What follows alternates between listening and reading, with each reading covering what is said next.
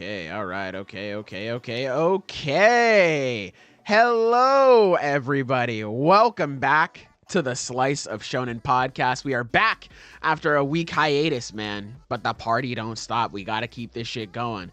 Welcome back. I am your host on the boat, Sailor. And this week, strap the fuck in. All right? Strap the kids in the back seat. Tell them to shut up. We're going on a long-ass trip. All right? Lock in, everybody. Also, I'm trying some new audio settings here on the back end for us, so just let us know if you hear everybody. Make sure everybody's coming through all well and good. Of course, it is not just me on this lovely, lovely podcast. I have my Ensemble of Excellence with me. Let me run down the roster for you. We have the Adam, a.k.a. Jigga Jigga. Say hello to everybody. Hello. True. We have the Silver, say hello to everybody. Howdy, folks. True. We have the me. Hey, how's it going? We have the Sky Cadet 13. Sky, say hello to everybody. Now what the hell? No, bro, I fixed it, bro. I'm not talking through my mic, or I'm not talking through my laptop speakers, bro. It's okay, no. All right, I'm back. I quit my job at Burger King. Hello. Oh, welcome back. That's awesome. They got me working overtime at Burger King. Oh, For shit. peddling their shit on the weekend. Did you get like a Nanami power boost for working overtime, or you just get like a Whopper or something? I think you just get extra pay. No, not even that. Not a Burger Oh, King. you're never just mind. there. Damn. No, it's for the hate of the game. Oh, okay. I'm there. Don't even pay me nothing, man. I just want. I want these burgers to kill people. Slipping Fent in your French fries is very. I assure you, they don't need to That's add right. anything to the fucking Whopper. Wasn't the Whopper like? I one of the slip benefits fucking there? Whoppers into Fent. That's what I do. Shit, true. Oh man, I feel kind of weird. That's because I slipped some chicken fries into your shit. Oh no! No way. Are these onion rings? Yes, nigga, exactly. Absolutely. And then, of course, we have the Zenith Animanga. Zenith, say hello to everybody. Hello, everybody. Yes, sir. Channel and stuff linked down below for Zenith and Adam. I don't remember if I said the same for Jigga, aka Adam. So their channels and stuff are linked down below. Make sure you guys go check those out. We very much appreciate you guys. Chat is moving along smoothly, so it seems the audio is okay. So we take those. Anyway, housekeeping notes, because we've been away for a week, and we'll get into the chapters proper. Chat room. Obviously, no spoilers, but man, I saw Sinners. That shit is that good. I ain't gonna lie. That shit is that Very good. good movie. It's a very good fucking movie. Like I said, obviously won't get into it, but there were like, I'm surprised that shit was like a bajillion hours long, and it did not feel like that at all, dude.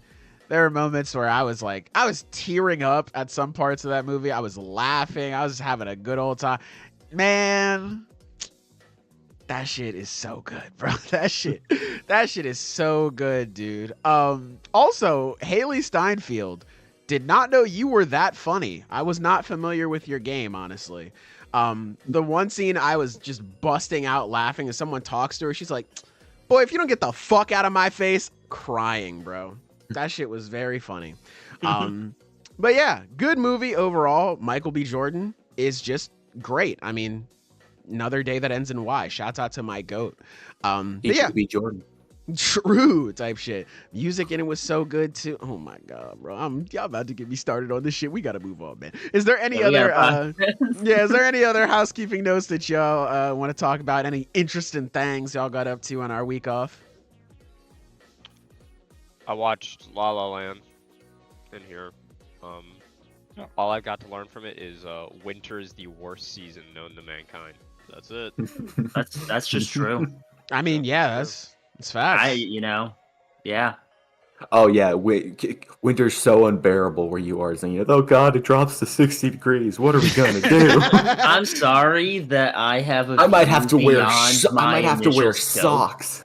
Like I can see the world beyond my horizon, unlike you. I can Objectively take into fall. account the suffering of others. Literally demonstrably untrue. Shit. Damn. Airing him out. Golly. Shout out to Joseph Johnson for the $10 donation saying, I rewatched Ruby volumes 1 through 3 and man, I forgot how fucking cool and genuinely charming Ruby was at the start. True. Then I moved on to volume 4 and it's insane how fast the magic was gone. Also true. Volume 4 wasn't that bad, honestly. Volume 4 was definitely like a low point. Volume 5 though, shit, man. That was where I fell off, man. That was I couldn't do it after that. That was the when I was watching it weekly. Yes, you did. What the when fuck? I was no. That's right. No, I apologize. When I was watching it weekly as it was coming out, when I was a wee little bab, I just stopped after a certain point. I was like, I can't do it. I don't know. No spoilers, obviously, but it was like I got to the final fight scene and everyone's together. I was like, all right, this season was fucking boring, but at least this will be good. And then it wasn't. And I was like, I'm out of here, man. And I didn't finish it until like years later when me and a few friends in this chat, Sky obviously was one of them. He was about to autocorrect me. We watched through all of Ruby. Yeah, we watched through all of Ruby. So, I mean, the end of Volume 5 was cool. Raven versus Cinder was fun. Yang saying, telling her mom, just man the fuck up, stop being a baby. And then Raven was like, I am gonna be a baby though. That was cool. The rest of the volume, not so much, man. Not so much. I'm not gonna lie, but I'm glad you enjoyed the earlier volumes. That shit was peak. I love that. The only thing I remember about Ruby was just a flaming corgi. That's literally all I got. That's all you gotta remember, man. A shout out to Ein, dude.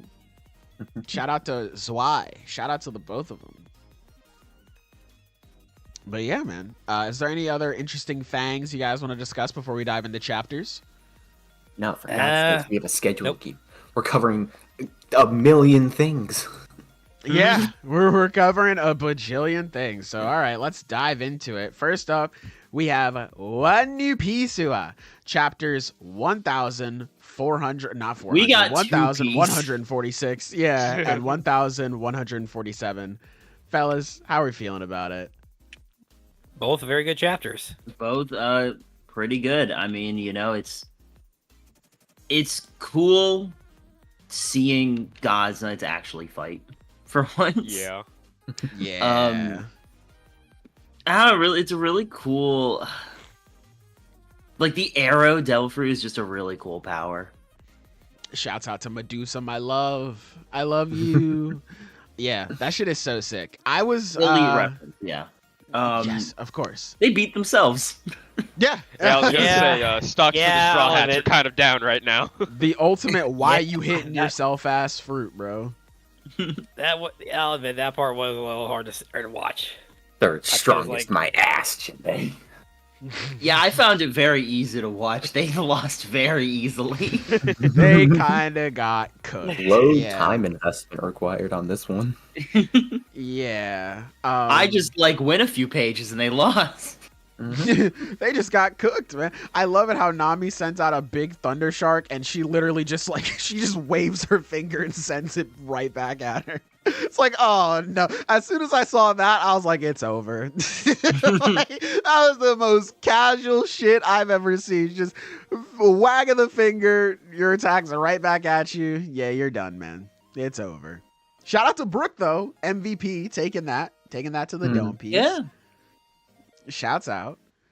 The greatest. I mean, already dead, so it's not that impressive, but Hey man, yeah, I mean, But we I get it where we fit in. I love the fake out because it looks like she's about to get hit, and then it's just a skeleton in the next panel. Which is Anyway. wrong. Which, like, yeah, that's fair. That's a genuinely great fake out. I love that. It is. Yeah. Yeah, no, it's pretty cool.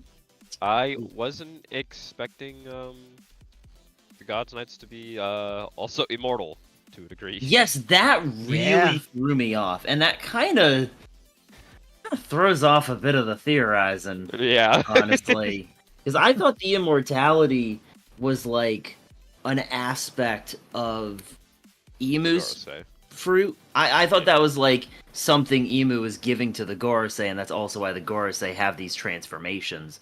But if it's just a separate thing, well, I still do think it is Emu's power. it might be. I thought it was directly tied to the transformations the Gorosei had, since It probably does because the God's Knights also get summoned through, I was about to say they get summoned through the circle. So it's probably some ritual that they do. It's just like, all right, you're at the toppity top that there could be. All right, here's extra insurance. Right. Immortality. I just don't think they'll have like the additional like crazy ass transformations that the Gorosei have. Just to that's make that probably reserved for them. Yeah. Right, because the God's Knights, it's as we know, are definitely above like your standard world nobles, but they're still going to be below the Gorosei. Okay, so it makes sense that they at least get this much of an extension of Emu's power, or assuming that is in fact the case here. Yeah, man, Gunko's cool. I'm just looking back on the. Cool. I had a point, and then I was just like, I was just reading through the pages again when I was seeing it. She's so cool. Like, Brooke being like, man, this is like the height of folly. Like sending an arrow and you can like predict it, and still seeing how Gunko is able to just finesse all these guys, and essentially how that ties into the whole thing that she was talking about, where it's like, hey, the world was on a countdown. I ain't gonna lie to you, Chief. This world was just supposed to go boom, and that was it.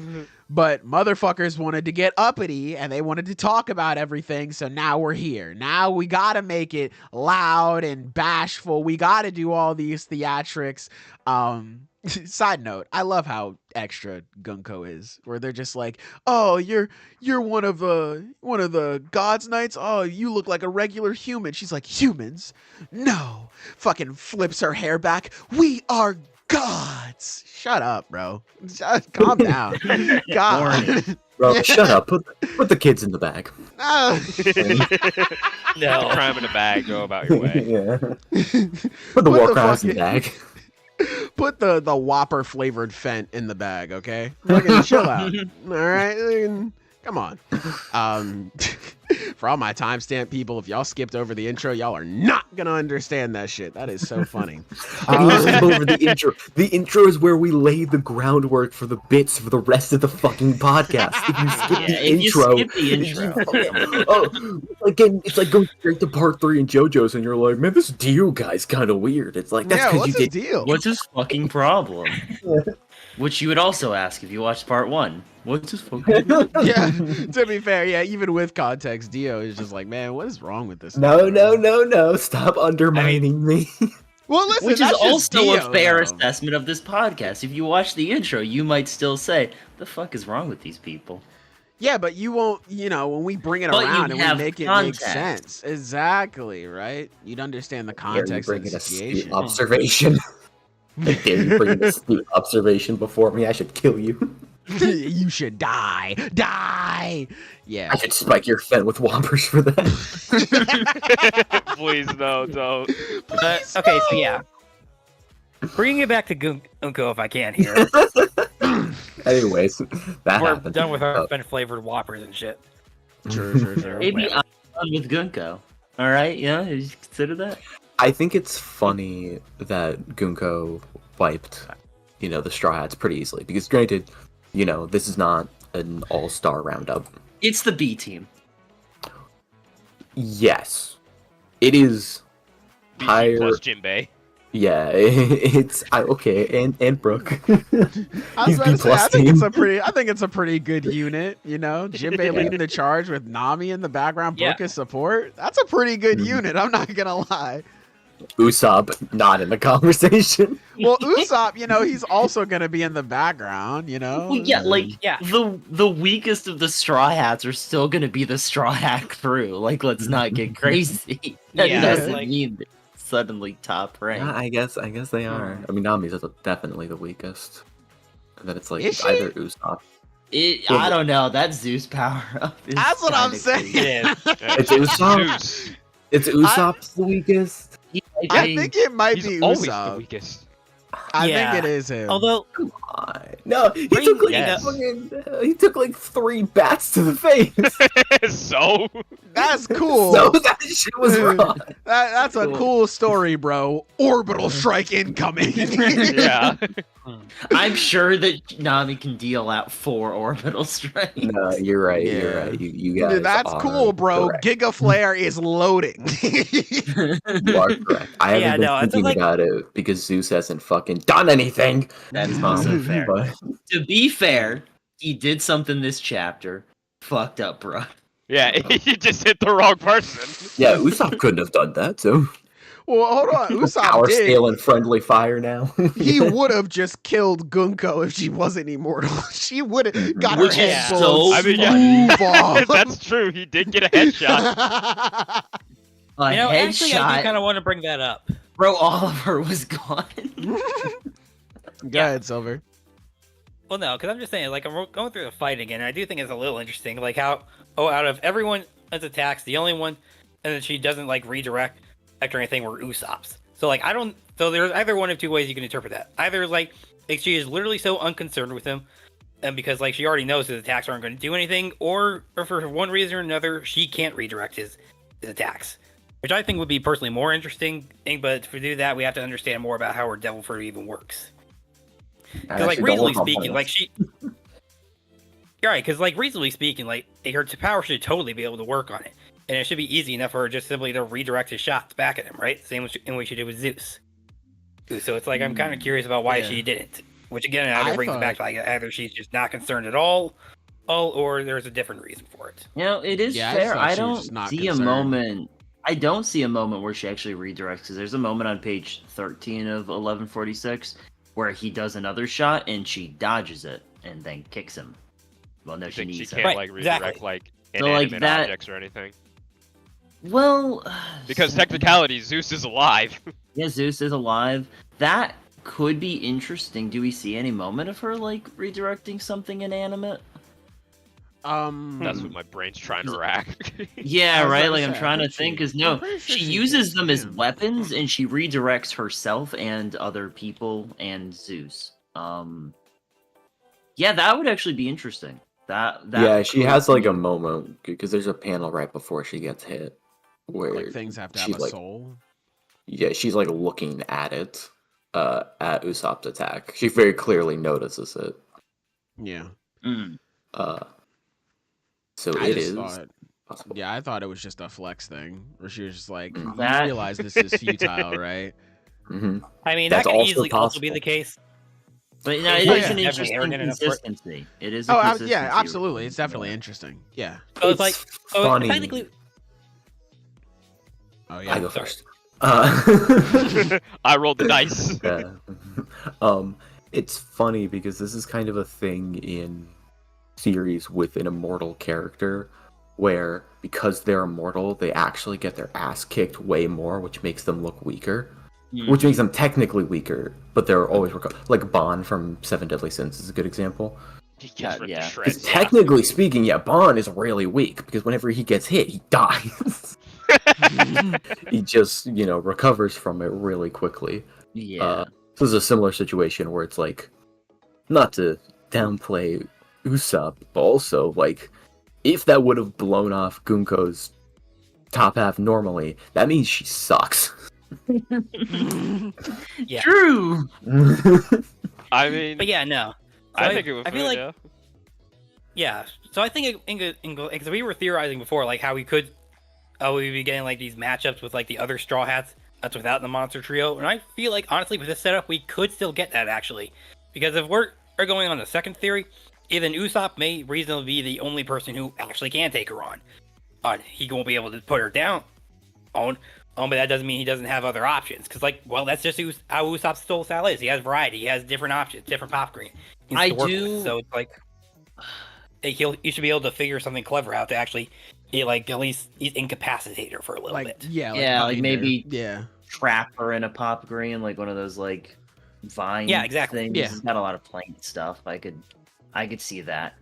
It's just if we are getting fights with the these God's Knights, not everyone has a means of trapping. That's like a specifically Usopp thing, And unless we're getting the secret to overcoming the immortality this arc, I can't see a bunch of fights that end in their defeat really happening.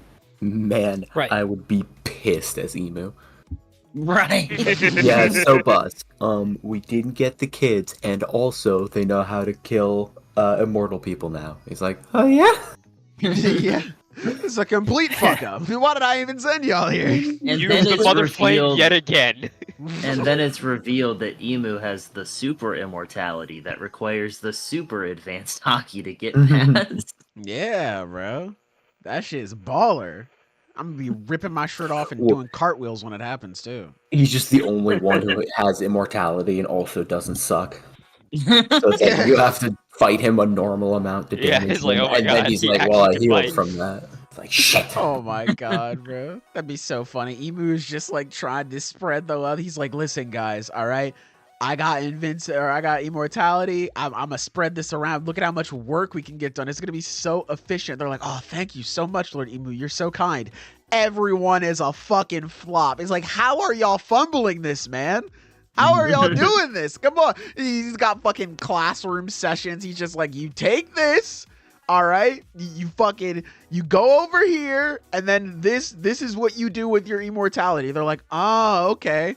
And they fail every time. He's just like, you know what? I gave you infinite regeneration, and you spent it all? Yeah. Just like, how did what happened? We got beat up. You got beat up? Nigga, you can regenerate. It didn't work so good. It With didn't all due work. respect, sir, he had a slingshot. A second pop green has hit the immortal. A second pop green has hit Mary Jo. Like, no! Oh my god! Yeah. So it could be, absolutely. Maybe he is. Yeah, it's the counter.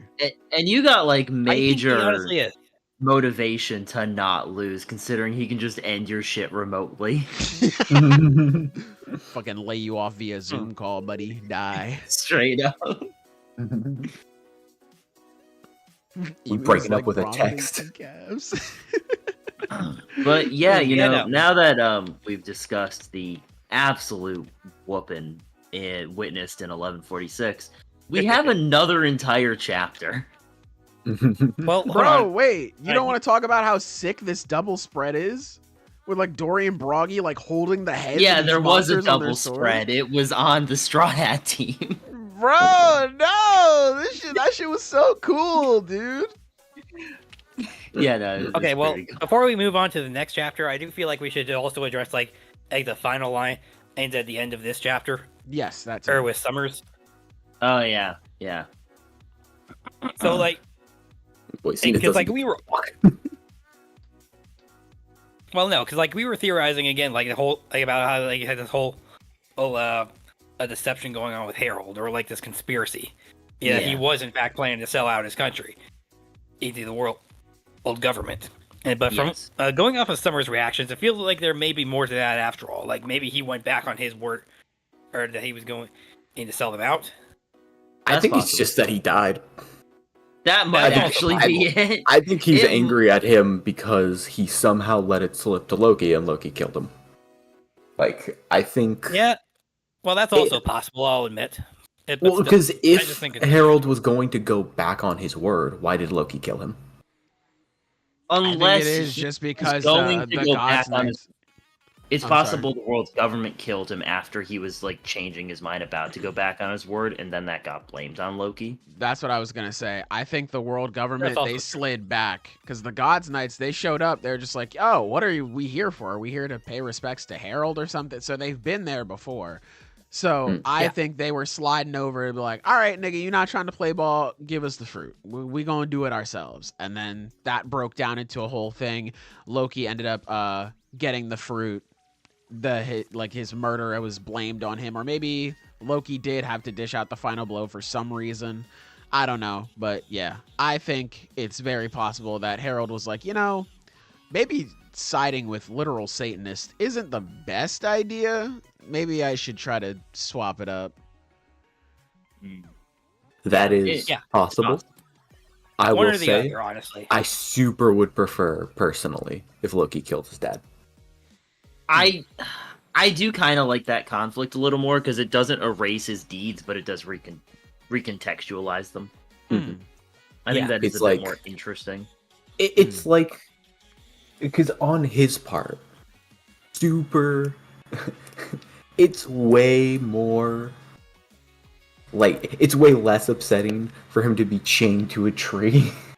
For like you guys might know this, but like patricide is pretty frowned upon in some cultures. Mm-hmm. Choso said it before he tried to kill Kenjaku, and that shit was peak. So I don't know, man. I think it might be cool. Okay, but did he do it? I mean, that's true. He did not do it. That's because fucking Kenjaku spun his head like a Beyblade, bro. He couldn't play him for that. That's just not fair. But anyway, what he were you did saying? not know he could do that. Tried to knock his dome off, and it was already off. That shit was already off, bro. Shit. Tried to peel his shit back. He said, "I'm good, brother. I don't need that." Yeah. So. That's it, bro. You don't want to discuss Kashimo top 3? You don't want to discuss that? No, well, here's the thing. I was you said that, and all I could think about was the bit from Yu-Gi-Oh! Abridged, where they're talking about Kaiba killing his dad, and he's like, "Great therapy, A+ experience, highly recommend." That's all I could think about. I'm also looking back in the chapters because I'm trying to like see if because the line, and this is, official scans, so the Loki says is he says, "They all say I went and killed Dad with pure murder in my heart, but you don't believe that, do you?" Obviously implying that it's wrong. So either it's implying that the murder part is wrong, or the with pure murder in my heart part is wrong. Yeah. So like one of those is gonna be wrong. To me that means it's a coin flip. Really, at this point. Yeah. No, I completely agree. Because, like I said, I know. Oh, I was the one who proposed the second theory here, but that certainly doesn't diminish the original theory either. Because, like I said, it's a coin flip. It can be either or. I legit thought you were about to say, I know I'm the one who suggested the second theory, but I still believe the first one. And I was gonna be like, well, what the fuck? I feel like at this point, I feel like both are equally possible. Well, because again, it depends on how the context of Summer's words. Like, again, we'll get more context for that later down the line. We submitting dummy theories now. We got decoy theories. Hey man, you gotta consider every option. Stay on your toes. That's how it goes. I mean, as far as we know, Odo can throw us a complete curveball, and it could be completely something we never saw before. Type shit. Persona 5 reference. Well, actually, if anything, I'd say it would be more like a depth Persona 5 reference. This is a Persona 5 reference. Mm-hmm. This is very much giving Persona vibes. This Elbaf arc. Yeah. We mean major Persona 5s for One Piece. I don't know if I can imagine things that are less similar. This is, there's a Heaven's Realm on Elbaf, and there's a song named Heaven in Persona 4. So, like, really big Persona vibes. I think it's very prevalent. I think we could look into it and make a case study, but that's just me. Yeah, I think it You're also. correct. That is just you. No. What the hell? Yeah, I think it could be interesting too if it was just like Harold died, because Summers is a very cruel motherfucker. Like as shown with him beating up Saul, and he's just like, "Look at him, Timber, touchdown for the good guys." You know, like fucking Fortnite dancing as Saul is dying. So it would be something. He's like, man, we had a good thing, and then that weak motherfucker had to die, man. What the hell is this? Kaido did the same thing with Doflamingo, where Doflamingo got beat. He's like, I can't believe it. Look at my drug dealer dog. We ain't never getting the Whopper laced Fent. We're cooked. It's over. You know? So it could just be another situation where he's like, man, we had such a good thing, but you're so ass. So it could be. Never know. Did you know Persona 5 invented family issues? I did know that, dude. That's crazy. Did you know that Persona 5 invented daddy issues and mommy issues? And vehicular manslaughter. Dude. Yeah, and teacher issues, vehicular manslaughter, and... I think Persona 5 is just like the Big Bang when you think about it. Like scientists wonder if we've ever seen it, but I think we have. I believe Just it. The culmination of all of the photons and neutrons and whatever else is there. No, keep going. You got this. The fucking Megatrons, the fucking Autobots, all of them, they came together. The Metatons, yeah, exactly. Yeah, it's just how it is. Also, chat, listen. I saw y'all were saying, man. I understand what y'all were saying. Y'all thought the hood thought I forgot him. How could I? Chat, God fucking damn it. What you've been saying, okay? Road work ahead. God damn it. It wasn't even in this chapter. Listen, that's what I'm gonna say. You gotta let me get to it, okay? We've never forgot the agenda, okay? But our glorious King Road has taught us many things. One of them is patience. Okay, you see how now in this chapter things are starting to go awry, things are starting to go bad. Now people will start to see why they need some protection. They need some defense like Road was doing. We're playing the long game here, okay? So when our glorious king comes back, we can properly celebrate. We can't get too overly, rambunctious. We can't jump the gun. I think it is very important that we stay steadfast. This is a challenge for all of us, okay? Sometimes our glorious king just isn't in a chapter, and that's okay. We just have to remain strong, stay together, stay vigilant, and the road will once again be opened up before us. I think that's the important thing, man. I was enjoying these last few chapters, mostly because I knew we could avoid this shit. But okay, yeah, I guess it was inevitable that we had to come back at one point. Listen, unfortunately, the streets thought I forgot him, but I had to come back. I had to spin around. I can never forget where I came from. Very, very, very vigilant. You came from the streets. I came from the roads. Exactly, bro. Exactly, man.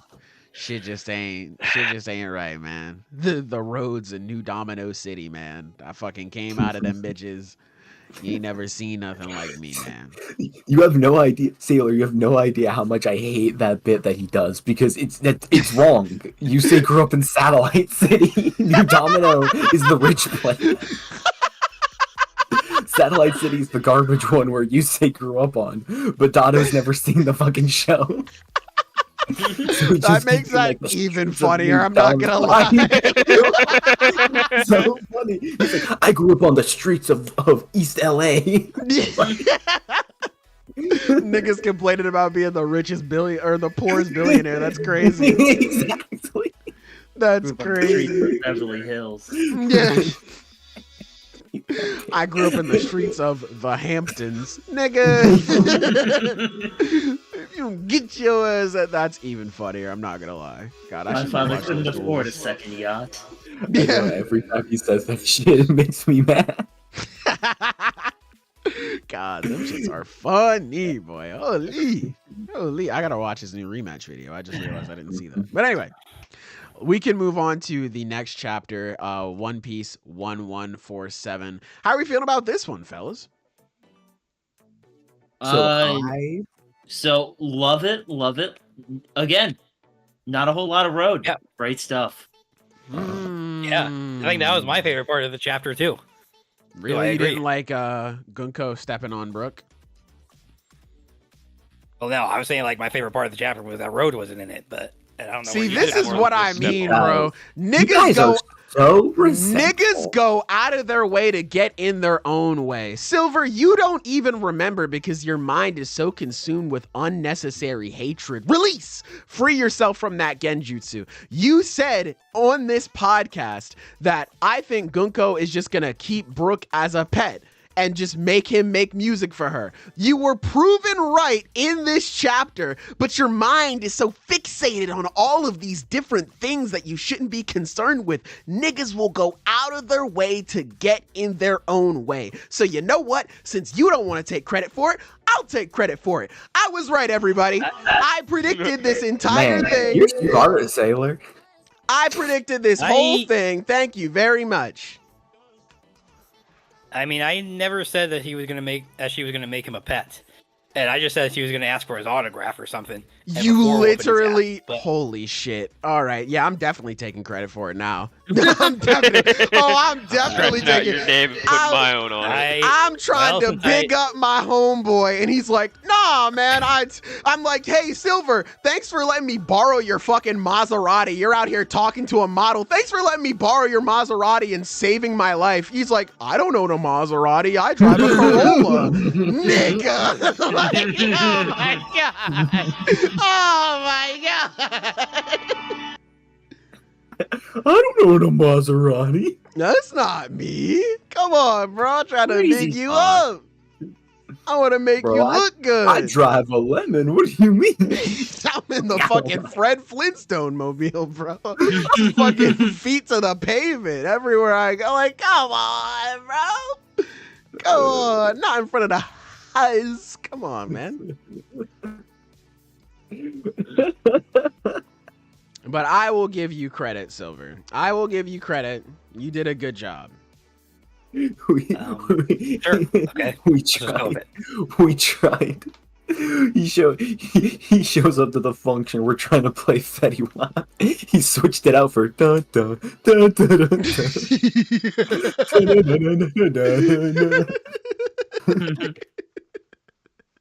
Shit, bro. Shit. No, I think one thing that's interesting about Gunko, quote unquote, offer to Brook is that if we. I think it's interesting with the theory that she used to be a revolutionary,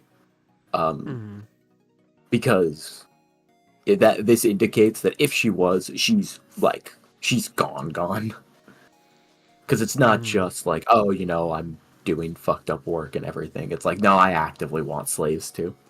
Yeah, slaves are pretty cool. Yeah. She's in deep at this point. Yeah, she can't even pretend to like white knight.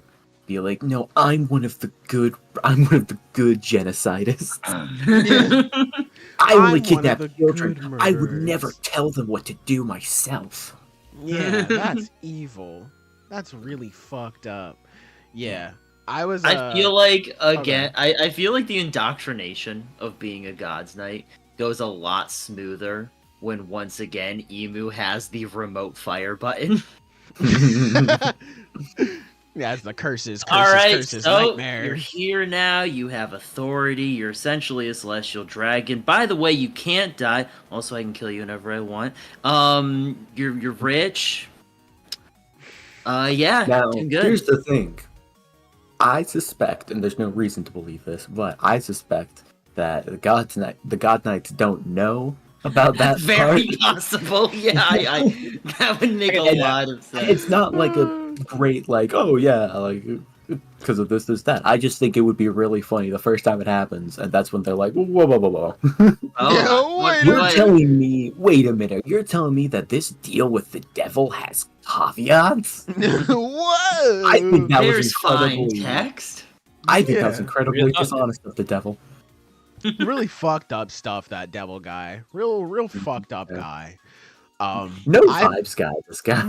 Zero vibes, negative Small vibes guy. Yeah. I thought it would be very funny if Emu was just like, hey man, listen, you literally cannot die. There's only one person who can kill you, and that's me. And like, why would I have to kill you? They're like, shit, bro, you right. They dap each other up. The second you fuck up, he just dies. You get blown up immediately. He's sucking them niggas in. He was just like, they were like, yeah, we don't even have to die. Why would someone team kill me, bro? That's so fucked up. Like, their vibes would have to be horrible. And he's just like, yeah. He's fucking press the remote control. He just got his palm on it. Just like, yeah, it'd be really fucked up if someone killed you like me. Sorry, Lord Emu. I'm afraid that I lost. That's all right. Hey, by the way, you ever heard of a Nuzlocke? Oh no, bro. Let's just say it's unfortunate you don't know any HMs. What does that even mean? What does that even mean? It's like fucking when Kuma, back when we thought he was a villain, he'd pull up and be like, where do you want to go on vacation? And you see the fucking JoJo menacing kanji behind him. It's like, what do you mean by that? What are you about to do to me, Kuma? That motherfucker is about to send you to the other side of the planet, little bro. Pack the bags.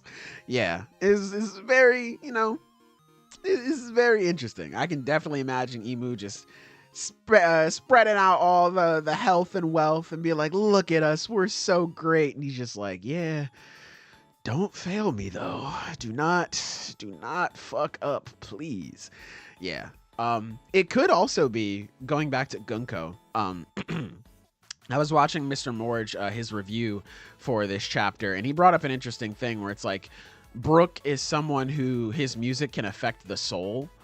So it could be something interesting where obviously you have Gunko, if she is, the spy or the clone of Ginny, like many people have been saying.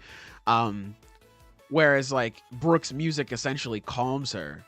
Because Brook's music is all about like the new world and everything's gonna be cool. We're gonna have peace and blah, blah, blah. Basically all the shit that is against the government.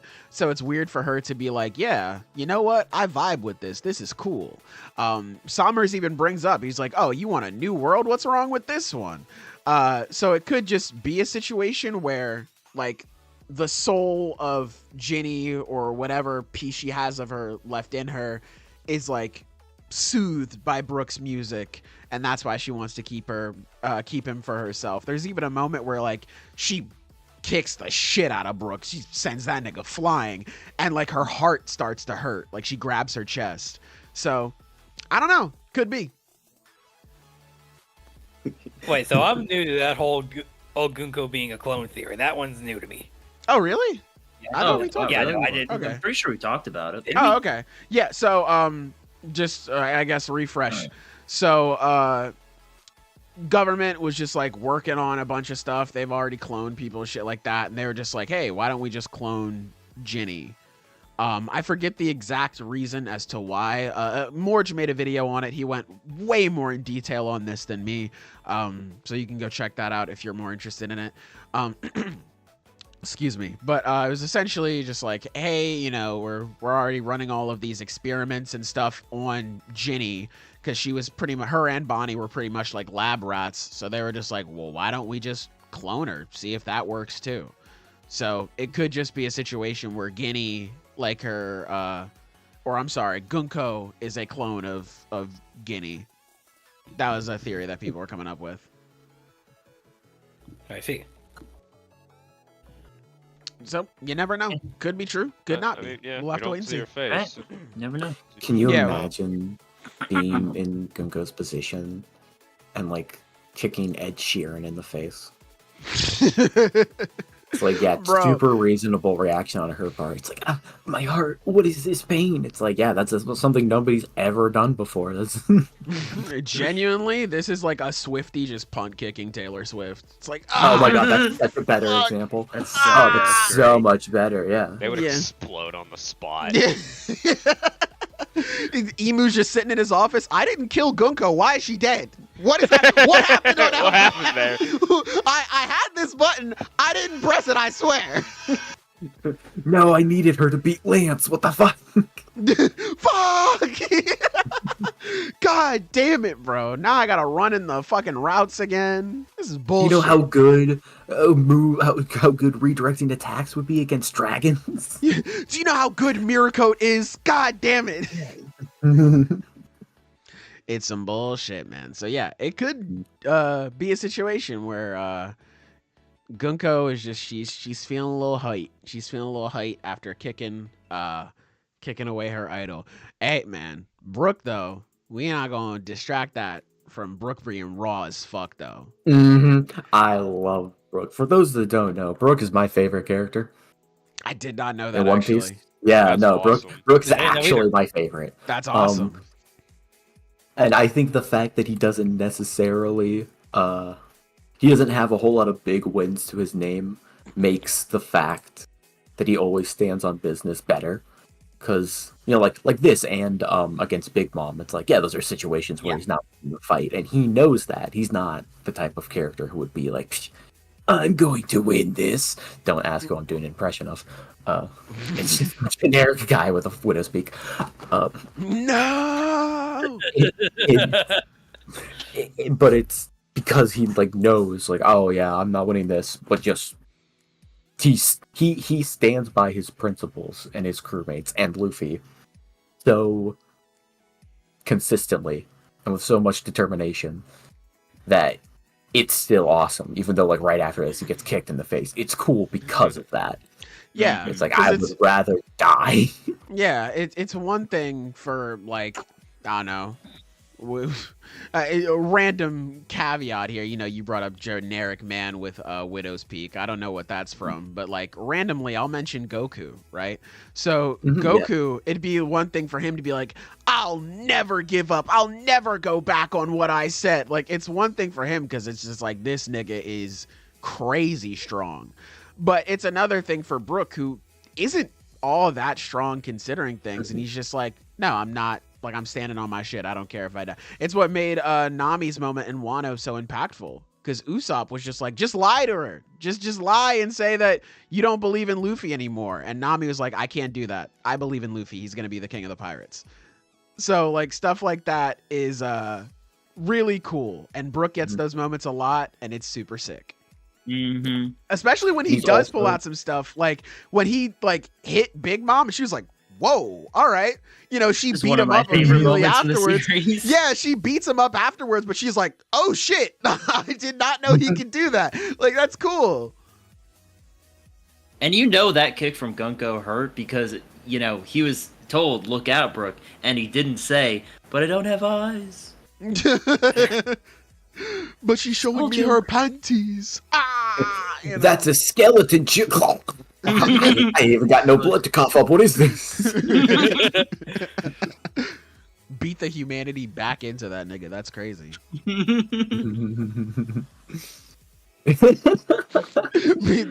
So hard, I got. She kicked the blood into me. That's I was gonna use the JJK meme where it's just like, Brooke actually doesn't bleed. He just popped a ketchup packet to make it seem like he bled to make Gunko feel better.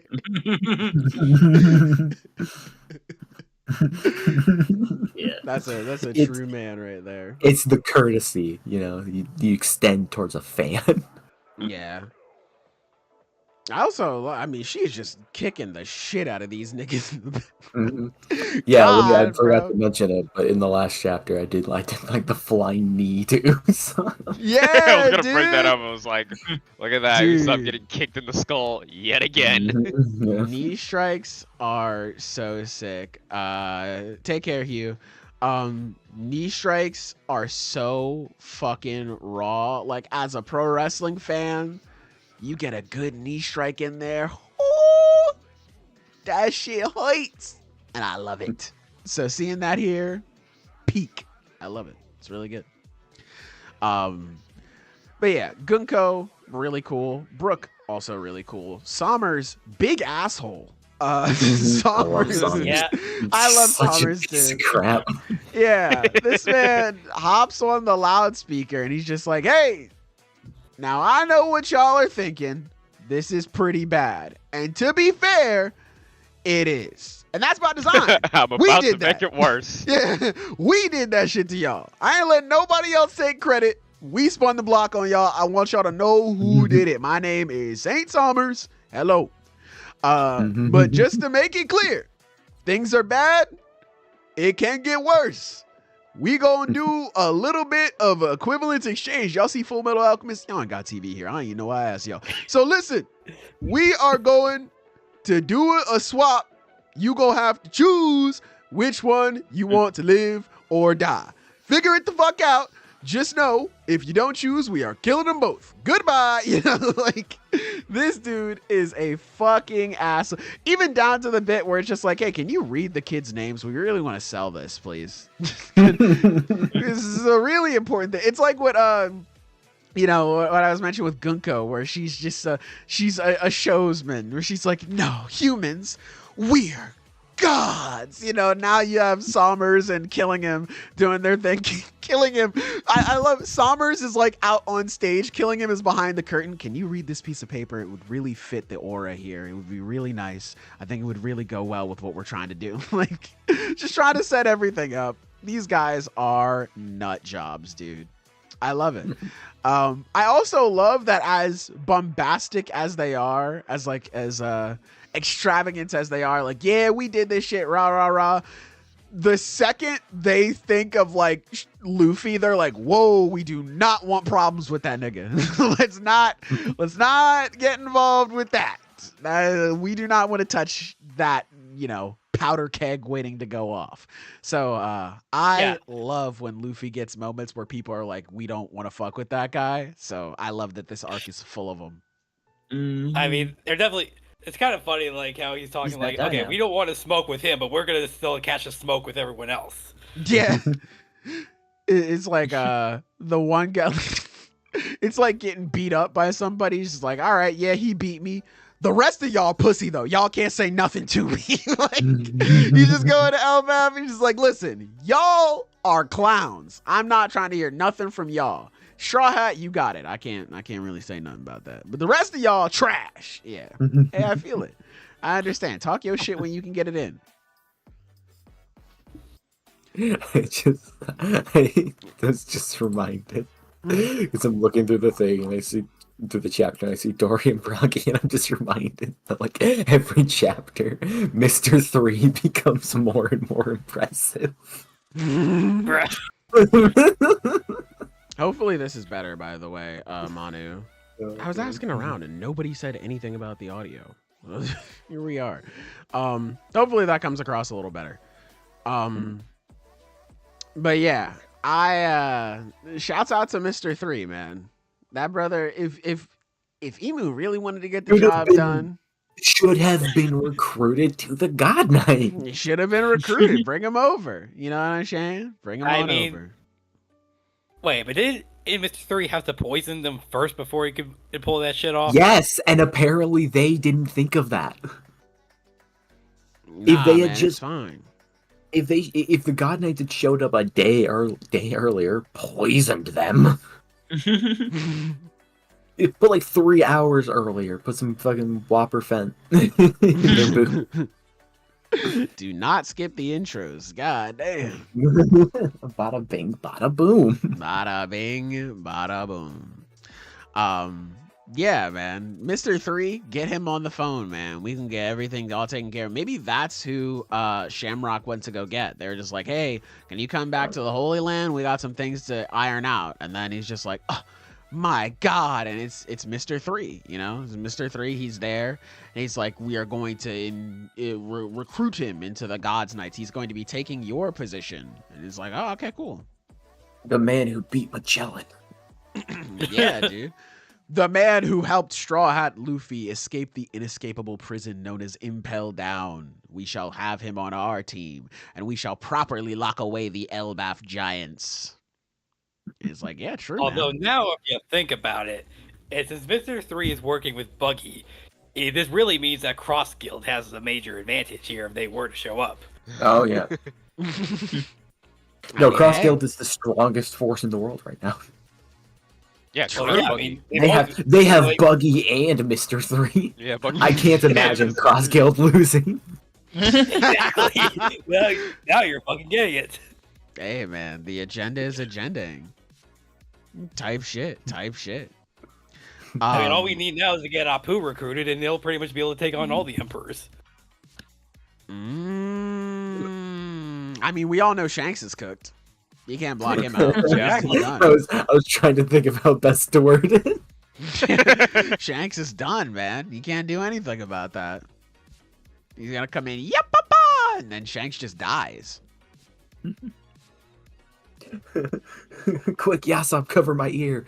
Well, who's gonna cover my ears? Okay, wait, hold on. Let's figure out a system. I cover one of my ears. Yasop gets the other. Okay, and, oh my god, You're gonna have Shanks curled up in the fetal position, bro. Ben Beckman. That's all. Yeah, Yes, there's Ben Ben Beckman. Beckman. You get Yasop ears. Yeah, I ain't gonna lie. I forget the dude who's always eating, but you're on your own. Lucky Roo. Oh yeah, Lucky Roo. Lucky Roo. These people are impossible. I mean, those are just the three you need to remember.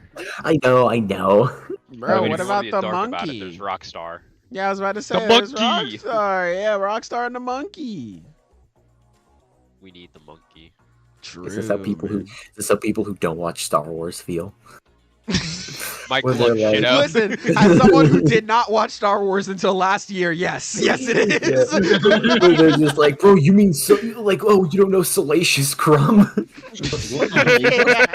Crumb. Yeah, he's the Calakian monkey. I know.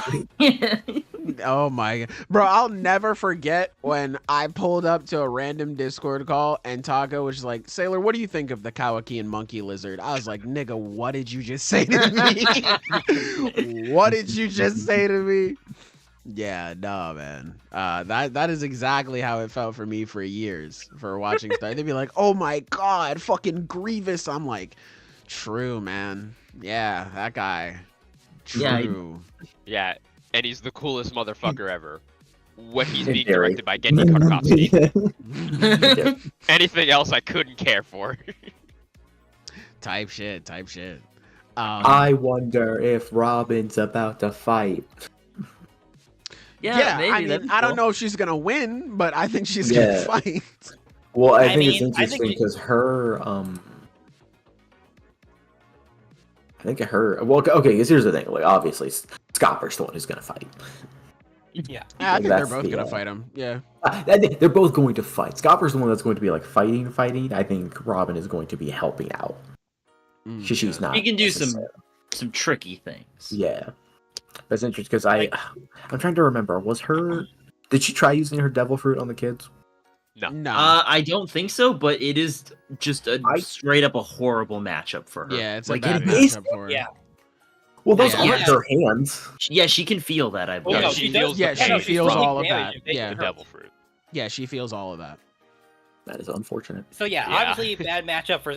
So she'd definitely be a bad. So you're Like, telling me Summers is she definitely a bad felt matchup for her. Frankie's balls? Yes. Yes. Yes. Okay. What do you think Yeah, people so- ship him? No. No, I know So- what happened. I just didn't know that she like felt the folds. You know. The wrinkles, the flaps, all of Yeah, them, the bro. wrinkles. The hair, the metal, all of it. Yeah, bro. All right. So anyway, yeah. So No, I'm Summers not is a bad finished. matchup for her. Okay. Let a man talk, Silver. Like a We're stress ball ball. scaling over here. Now you may continue. Right. So yeah, Summers is very clearly a bad matchup for her. But do you think like that'd be the same case with Gunko? Oh, and her double fruit ability. If we're 'Cause, like- right about the organic-inorganic difference, then yeah, she's also a bad matchup. If Right, we're I mean- right. That's if we're right. I think Robin Well, yeah, could okay, like, be obviously- a solid matchup. Obviously, for her Gunko. arms being her arms being organic, obviously would be is subject to being redirected. But it's like if those arms are literally appearing all across her body, Yeah. it's like that'd be a different thing. Yeah. Yeah, it's what not if- like it's what if going Robin- head on at her. What if Robin grabbed Gunko's balls? Oh, that's the twist. And then she That tries is to the use the twist arrows. indeed. She tries to exactly the twist because she tries to use the arrows on them. That just twists her hands around. Bam. Damn. All right. Yeah. Yeah. That's a lot. Instant testicular torsion. I mean, it could be a situation too where like Gunko, what if she like tries to send out an arrow and Robin just spawns like an arm, like a hand on her arm and just like bumps her arm, like it misfires the arrow, so she goes veering off somewhere else. Like The even moment shit that the down like arrow that. comes out, she puts a hand there, so the arrow catches it, spins it around, and just immediately bitch slaps Gunto. Yeah, I mean it could be too. It could be. I think Robin is a solid matchup for Gunko. I mean, Robin can just make just straight up clones. Robin's smart. True. Is the important thing. Everyone else is an idiot. It is like True.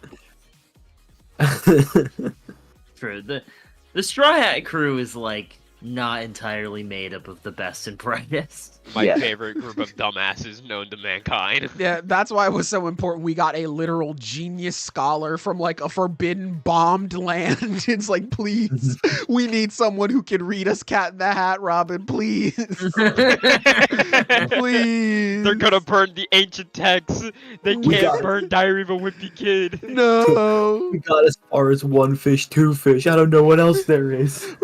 Captain Underpants, Robin. Think about Captain Underpants, please.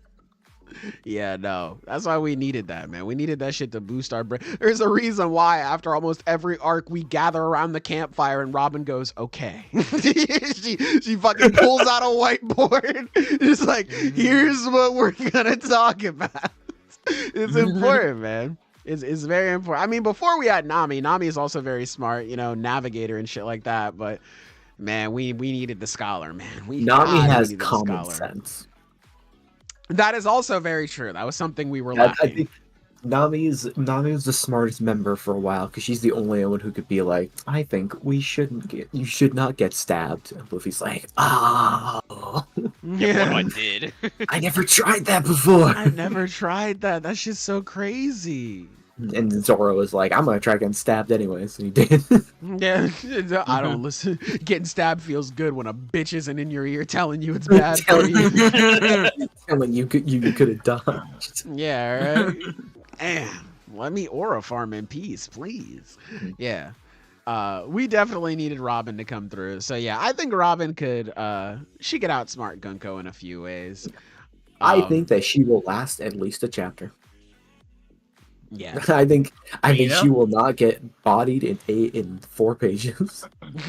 Yeah, I think Robin could perform pretty well. I think Robin, like, yeah, that was a whole different conversation that I don't care to get into. I was gonna be like, oh, who is the mid-tier level of fighters in the Straw Hats? I'm like, I don't care to even get into that conversation. But I think Robin is very strong. Yeah.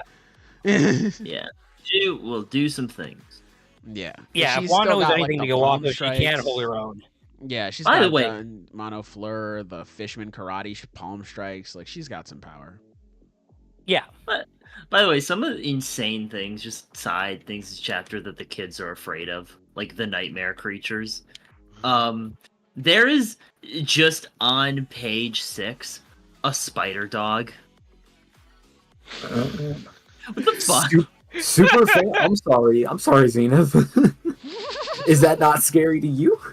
I would think the dog doesn't make it scarier than a giant spider, personally. Bro, but it's got giant Bowser spikes on its back. That's terrifying. There's just a flying lion on the next page, which, like, I guess that would be scarier than a normal. Shut up. Yeah. That would be scarier than a normal lion.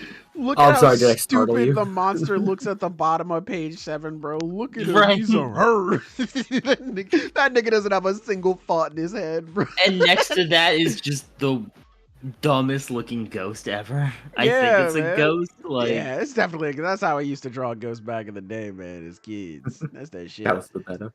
Because he comes Yeah. out on page 9 too. It's Boo The ghost Berry. is like boo, yeah, bro. You know what I'm saying? Also, something that Morch pointed out in his video that I thought was cool. Colin could have his own little crew of Straw Hats here because it's him plus 9 other kids. Yeah. So he could be Okay. forming his own little pirate crew. Yeah. yeah, it's awesome actually. The new giant warrior pirates. Yeah, we need them niggas, because god damn, man. You know, we got Harden to look up to. No thanks, bro. We'll get Road in the building. We're good. I like when Bent, first of all, crazy name. Bent's upset. He's like, my mom's gonna yell at me, and then Johanna says, "At least you have parents." You It's got like, all right, parents. casual flex, girl. All All right. How can I make this about me? We get it. You're an orphan. You're probably 50. Get over it. They got. I was gonna say they got the fucking Naruto swing set there.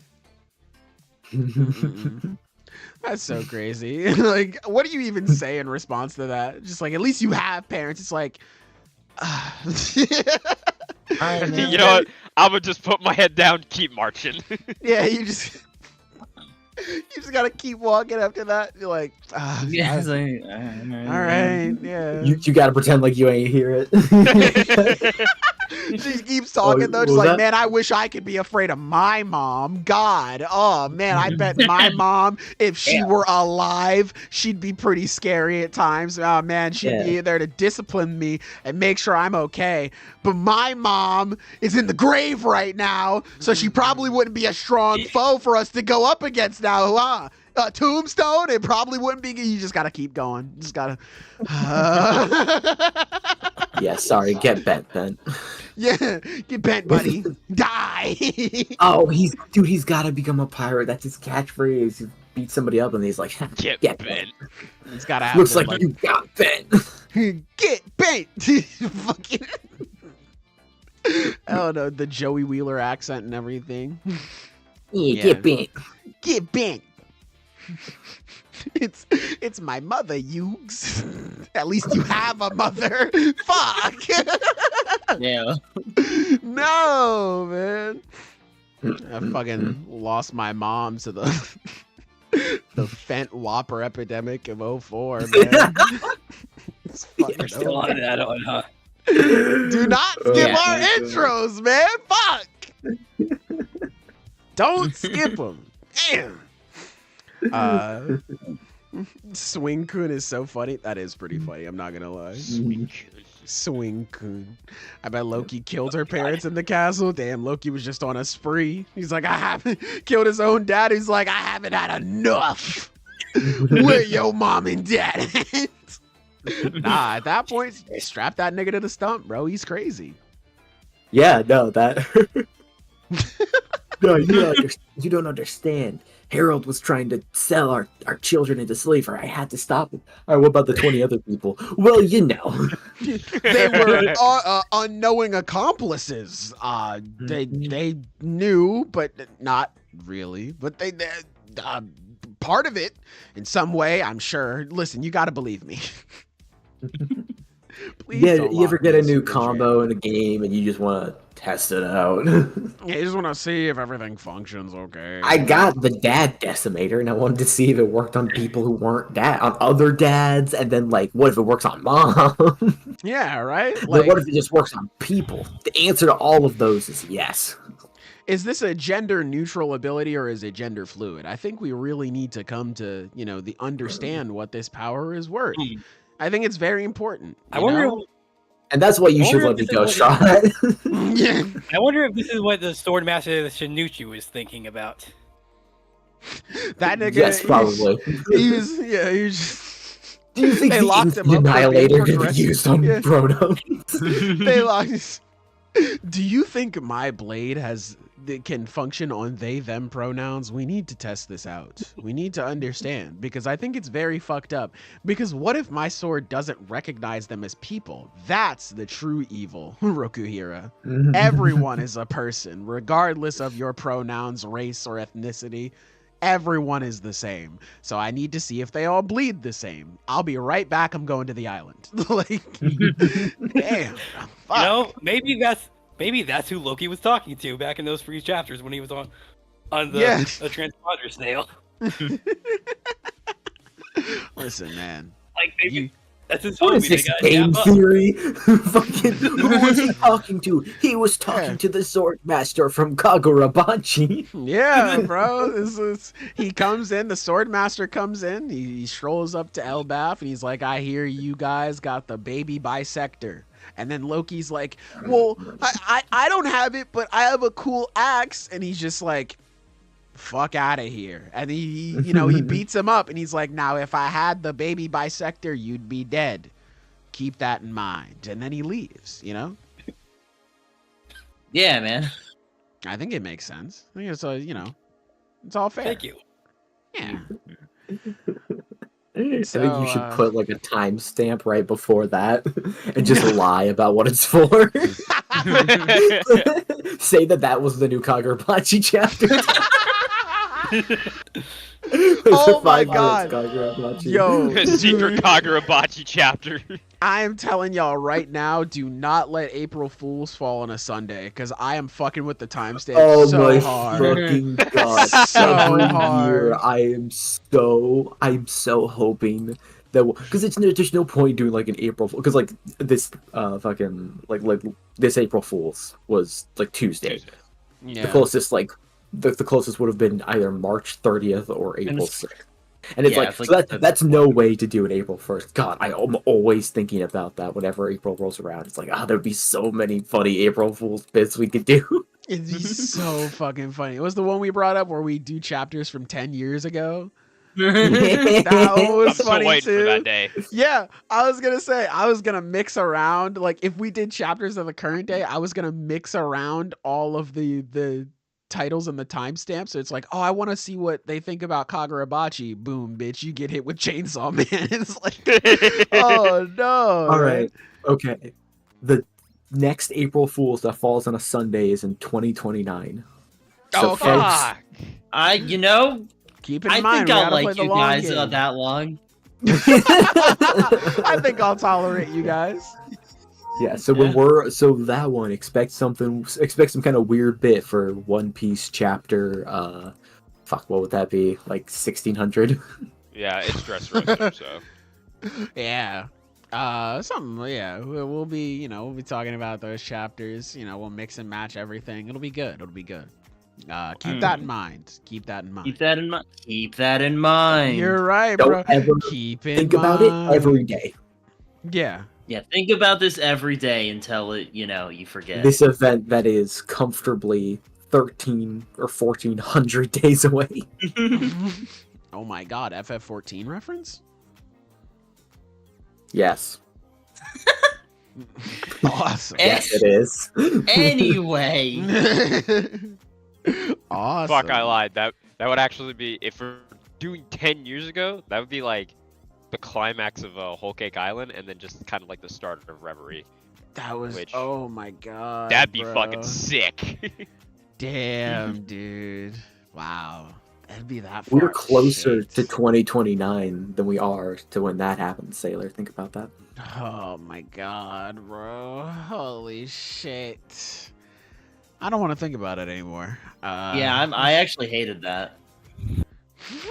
Well, as a youthful individual who was a teenager when those chapters were coming out, I don't have any problem with that at all. Do a podcast on Roboco, Kyoshi, Chojin, and Astro Rip Bozo. I will We'd have to- legitimately.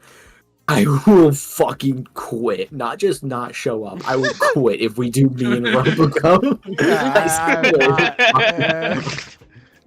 I am not doing Roboco. My I can't mama do on it. your I'm not mama. covering Family Guy the manga.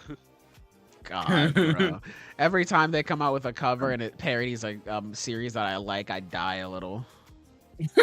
Well, I think it's that not part's just fucking that. funny. Isn't it like whenever they do a parody cover, the series ends like right after? I swear to God, that happened a few times.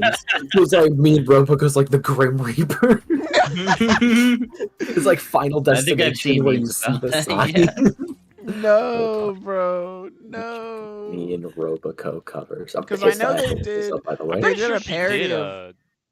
What's Gojo up? or something, and JJK. Yeah, Yeah, she did the Gojo. Yeah, there definitely was. volume. Yeah. Yeah, there was one of Oshinoko, and that one stayed going for a little while. Oh my afterwards. fucking God, that was Shino going. Yeah, they did one of Sakamoto Days. I think it was like volume 9, where what's her name? Something Maru, the girl who's the fangirl of Sakamoto. Oh that yeah, cover. yeah. Yeah, they did a parody of that one, which fair, because that cover is so sick. That might be my favorite Sakamoto Days cover. I'm not gonna lie, that shit is so fire. I forget the other ones that they've done. I'm sure they're here. I found it online, and here I can send the link to chat.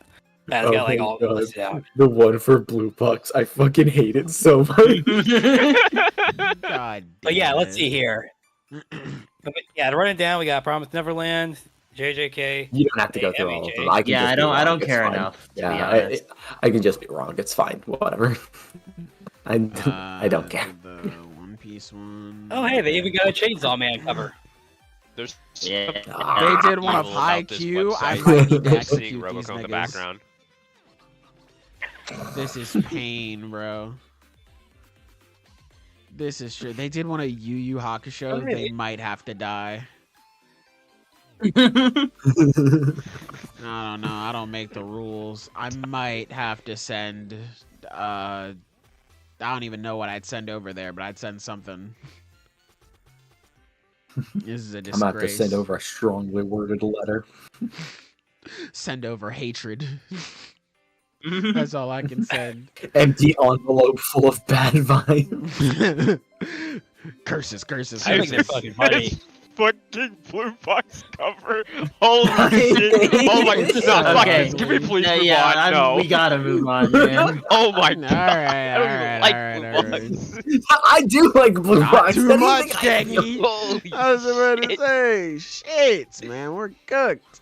All right. Do you guys want to move on to the next chapter, or is there anything else you guys wanted to say about One Piece? Next chapter, we so much One Piece. All right. So the next chapter on the docket is Chainsaw Man Chapter 200. Fellas, how are you feeling about this one? I fucking love this chapter. This is a pretty cool chapter, actually, yes. I love the entire exchange that it starts off with. And he's just like, then don't eat it. I can eat it because I'm a toxic woman I'm a now. toxic woman. That shit Cool. did numbers, bro. His face when he says cool fucking kills me. Cool. Yeah. It's great because he has the normal, like, his stupid expression, mouth open. God, his breath must fucking stink. Guys, Nigga, yeah. don't forget to take care of yourselves. But yeah, the way his eyes and mouth, like, slightly open, like, cool. Like, he believes it. Fucking kills me. Yeah. I think it's really interesting that Asa's like takeaway of this is like, man, I used to be so pissed off about everything. I'd be like, man, fuck, I hate you bitches. Why y'all being happy?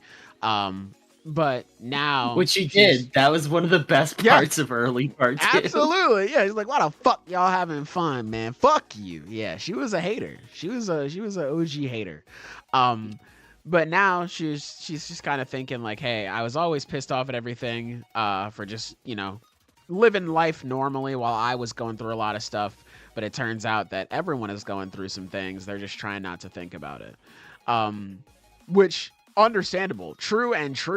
I just wasn't expecting that to be the overall, I guess, message of it. Yeah, I was expecting it to be like, we have to confront all these fucked up things about ourselves, but still keep going anyway.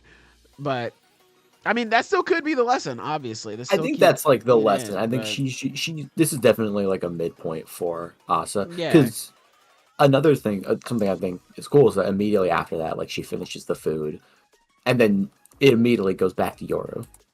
Yeah. And I think it's pretty clear that that's Asa like giving up control.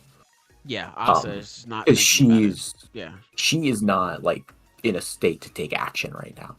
One, because there's nothing she can do, but also because she doesn't even know what she would want to do. She's just realizing that how flawed her previous mindset was, and how like deep her victim complex was. Yeah, she's gaining some self-awareness at least from this whole experience. Yeah, about time, because God, this girl was so fucking oblivious. What a loser! Absolute loser, bro. Transformed from a loser to a toxic. Oh yeah, I love Asa. Yeah, no, she's great. Like Asa, because that was her whole thing in the start of part 2, where her whole thing was like, she doesn't want to be a good person for the sake of being a good person. She wants to be a good person so others can see she's a good person and be like, oh, she's so cool and she's so nice. She's just doing it for other people and recognition. So her acknowledging that, like, yeah, I'm actually kind of a shitty person. Like, true, but also very big step. Good job, Asa. But yeah, I do think it is... it's definitely her giving up control of the moment. She's just trying not to really think about all this other stuff like Denji advised her to do. It was either a chapter ago or like a couple chapters ago. And he's just like, hey, just don't focus on that shit. So she's like, true. So I'm interested to see where this goes. I'm interested to see if this is kind of like the end point or if this is the midpoint like you were talking about, Sky. Because honestly, it's Chainsaw Man. It could be fucking anything. I could look into it and be like, oh, this makes sense and this makes sense and this makes sense. And it's just like... it's just not where it's not where Fujimoto wants to go, so we'll see. Yeah. Perhaps we should make like everyone and just not think about it. The amount of times I've just been wrong about what was gonna happen in this series. Man. The amount of times where I want to think about it and it's just like, nah. Like, let me not. Yeah, man. Like, It is the amount the of times I've greatest put strength. thoughts into shit and it's just like, oh no, just don't even really think Your about first it. mistake. Like, oh. Yeah. The greatest strength of Chainsaw Man and Fujimoto's works as a whole is its ability to not just keep you guessing, but to adhere to truly unstandard ideas and beliefs in ways that don't necessarily feel like outright contrarianism. It's like, I have no doubt that Fujimoto believes the stuff that he writes about. He writes about it with sincerity. Oftentimes, it's still through like a cynical, cruel,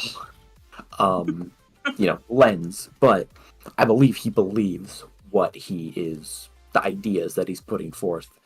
And they're weird, because there's a very standard way that like a story like this could go. Like, oh, Asa is this kind of person, and then she meets Denji, and she realizes that, you should live life for yourself, and that's just the conclusion of the story. And that isn't obviously what's happening. Yeah. It's much more complicated and uglier than that. And so you can trying to predict what will happen is fun because, and like, it's not futile because who gives a shit? Well, okay, it's pointless, technically speaking, but all theory crafting is. Like, theory crafting for One Piece is pointless because what's going to happen is going to happen. It's the fun. It's the I will live and and die by my passion. You don't have to explain it to me. And I think theory crafting as well is just a way to better understand also what has happened. Because it's in your interpretation of that and what you think it's leading up to that helps you understand everything that happened in the first place. And Chainsaw Man is just a unique example where I do think that I at the very least have an idea emotionally what the ending is going to be and what it's going to say. Not the exact words, but the general gist. Yeah, but I have my concepts. Everything that happens between now and then is anyone's guess. Yeah. Because, one of the things is like, I think that part of the conclusion of the series is going to be something about like, how Yoshida feels about stuff. And it's like, well, that theory requires that Yoshida survives. And saying that is just kind of wishful thinking. The arrogance to assume that, honestly. Yeah. Oh, I think that this character in the finale, will be a body in the dirt. Oh, your theory requires a character to do something? That's tough. Yeah. I hope they can do it while they're dead. Yeah. They can do it on the other side. It's like, fuck. Yeah. Definitely, I agree. I agree. No, 100%. It's because it's like, yeah, I could pretty easily predict, oh, Denji and Fake Sawman are gonna have a fight. That's so obvious. The context of that, it was so unpredictable. Yeah. I would have never guessed that, oh, and he'll be under control of the Death Devil, and it'll be this whole thing where he's hanging out with Yoru, and then he'll just show up and they'll fight. Yeah. And then he will stand there. Which, by the way, Yeah. Fake Sawman looking kind of buff. He looking kind of slow this chapter. The way he just deflects the fucking bang. She's like, get that shit off of me. He's like, whoa, okay, all right. Hey, we gonna see. This is kind of cool. I fuck with it. Yeah. And it's the same. This is such a callback to Makima when she's like, Chainsaw Man doesn't do this. He doesn't, like listing all these things. Why is he riding a bike with a girl? Should the solitary warrior from hell be flirting with a girl? Just like, nigga, shut up. Such a fake fanboy. Yeah, man. That's kind of the thing, man. That's been such a big thing about all of Chainsaw Man is that people, they say they're fans, they're really not. I think that's what makes the idea versus the man. Yeah, exactly. And I think that's literally what makes in this case Asa and Denji so compelling, because Asa kind of started off like that, where she was just like, man, this Chainsaw Man guy, he's a bitch. He's got no hose. He smells like shit. He probably looks ugly too. And Denji's just like, why would you say these things about me, right? But as the series goes on and Asa gets to learn more about Denji, she starts to realize that they're a lot more similar than she would have ever thought. And just how their relationship continues to grow from that point, and them being so fucked up together, but also in some situations inspiring each other and pushing each other forward. I think that's what makes their dynamic very interesting, and has me looking forward to see just what will happen next between the two of them. So, hey man, it's all following the plan. It's all following the plan. Mm-hmm. Hear me out. Fake Saw Man is Miri Sugo. I am deaf on that one. I ain't gonna lie. Who's Miri Sugo again? Katana Man, or not Katana Man. The sword He's got a guy. name. Sword Man. He's Sword Man. The sword guy. Yeah. Okay. Yeah, Sword I'm guy gonna with go the still to the this day hoodie. does not have a name. I'm Yeah. sorry, Spider-Man man. to this I day just doesn't have a name. I just don't think that's the case. But also, It that could is be, but I an don't think it is. insane enough theory with so little evidence. It might be the case. Genuinely, it could be real. I don't There's think no it is, backing for but- that whatsoever, and that makes me think maybe. Yeah, because I mean, Sugo was already brought into the church, unless they fucking Jedi mind trick this nigga and be like, "You are not Fake Sawman," and then they, when they need him, they go, "You are Fake Sawman," like, I don't know, but I don't think it's Your likely. I mean, it's genuinely possible we were already told who it is, and it is the guy who the church was saying is Chainsaw Man. It might just straight up be that guy. Could be. In Never your know. series, a theory with no evidence is bound to be false. In my series, a theory with no evidence is 100% what's going to happen. We are not the same. Exactly, right? Chainsaw Man is so out there. You can be like, Fake Saw Man is Aki, and it's like, that's so insane. Fuck it could be true. Like, hey, Okay, so I acted out for a second. Who's Miri Sugo? he's the sword guy. Sword Man. Yeah, he's the sword guy who pulled up. He tried to recruit Denji into the Chainsaw Man church. He was the former weapon. I'll send you a picture. All right, I feel like you think when I say Sword Man, you're picturing a man with a sword. Not what I'm talking I about. probably am. I'm talking about a man who turns Man, into a sword man. sword. Yeah. It's You know this how crossover. Denji is Chainsaw Man? Yeah. Sword Man, picture that. Sword that guy. guy. Oh, that Yeah. guy. Yeah, him. Yeah. Yeah. I will say I was he gonna has say that's one not a of very flattering photo, but nobody's flattering in Chainsaw Man. Yeah, it's not the best. I mean, there's this one. This one's kind of cool. I mean, he's got his cover art. Yeah, I mean, I think Yeah, that shit's cover ugly though. I don't really like his cover. Yeah, He has a Not cover. very good. Yeah, he does. he does have a cover. I'll send It's that Man, one to- this is what happens when you kill everyone. That's what I was gonna say. Like, there's nobody left in part 2, so like, yeah, motherfuckers like. Nah, yeah, that one's dope. Sorry, dope was too much. That one's neat. I kind of like how he stands up. I like the sword. I don't really dig the background too much. It's not great. Well, you know the connection between swords and butterflies, right? Perhaps I need some brushing up on the topic. Well, if you don't know, then I won't spoil it for you. Oh, thanks. I appreciate that. I want to find out. True, man. Yeah, true. What about 4-leaf clovers and butterflies and swords? I don't know what you're talking about. I see. There are 4-leaf clovers in the background. Yeah. Yeah, no, those are just there. Not everything has meaning. That's a creative decision. Sometimes you need to just fucking listen to the song, Sailor. That Sailor made a great video, guy. Y'all should watch it. Yeah, You should watch that it. he man. apparently didn't watch. God. I watched it. I love that video. God, I did too. It was a good video, great video, if I do say so myself. But yeah, That is so true. Late night, we don't have a Barham cover, and he's so much cooler than Sword Bum. do we even have a Quan Chi cover? I don't think we do.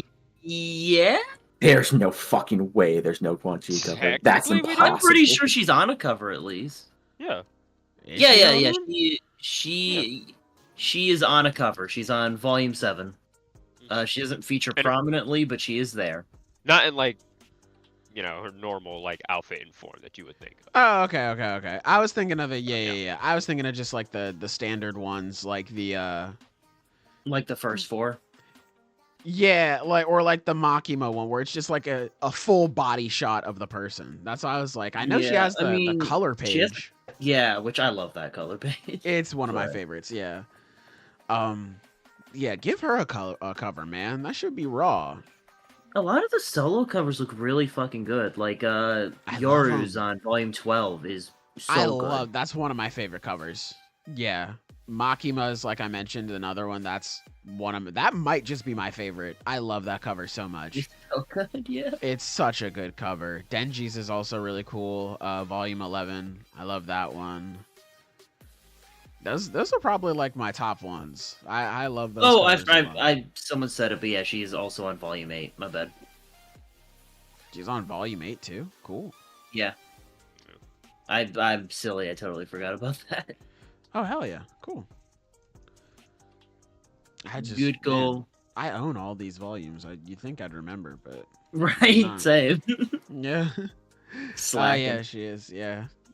Man, maybe I should just reread Chainsaw Man Part 1 again.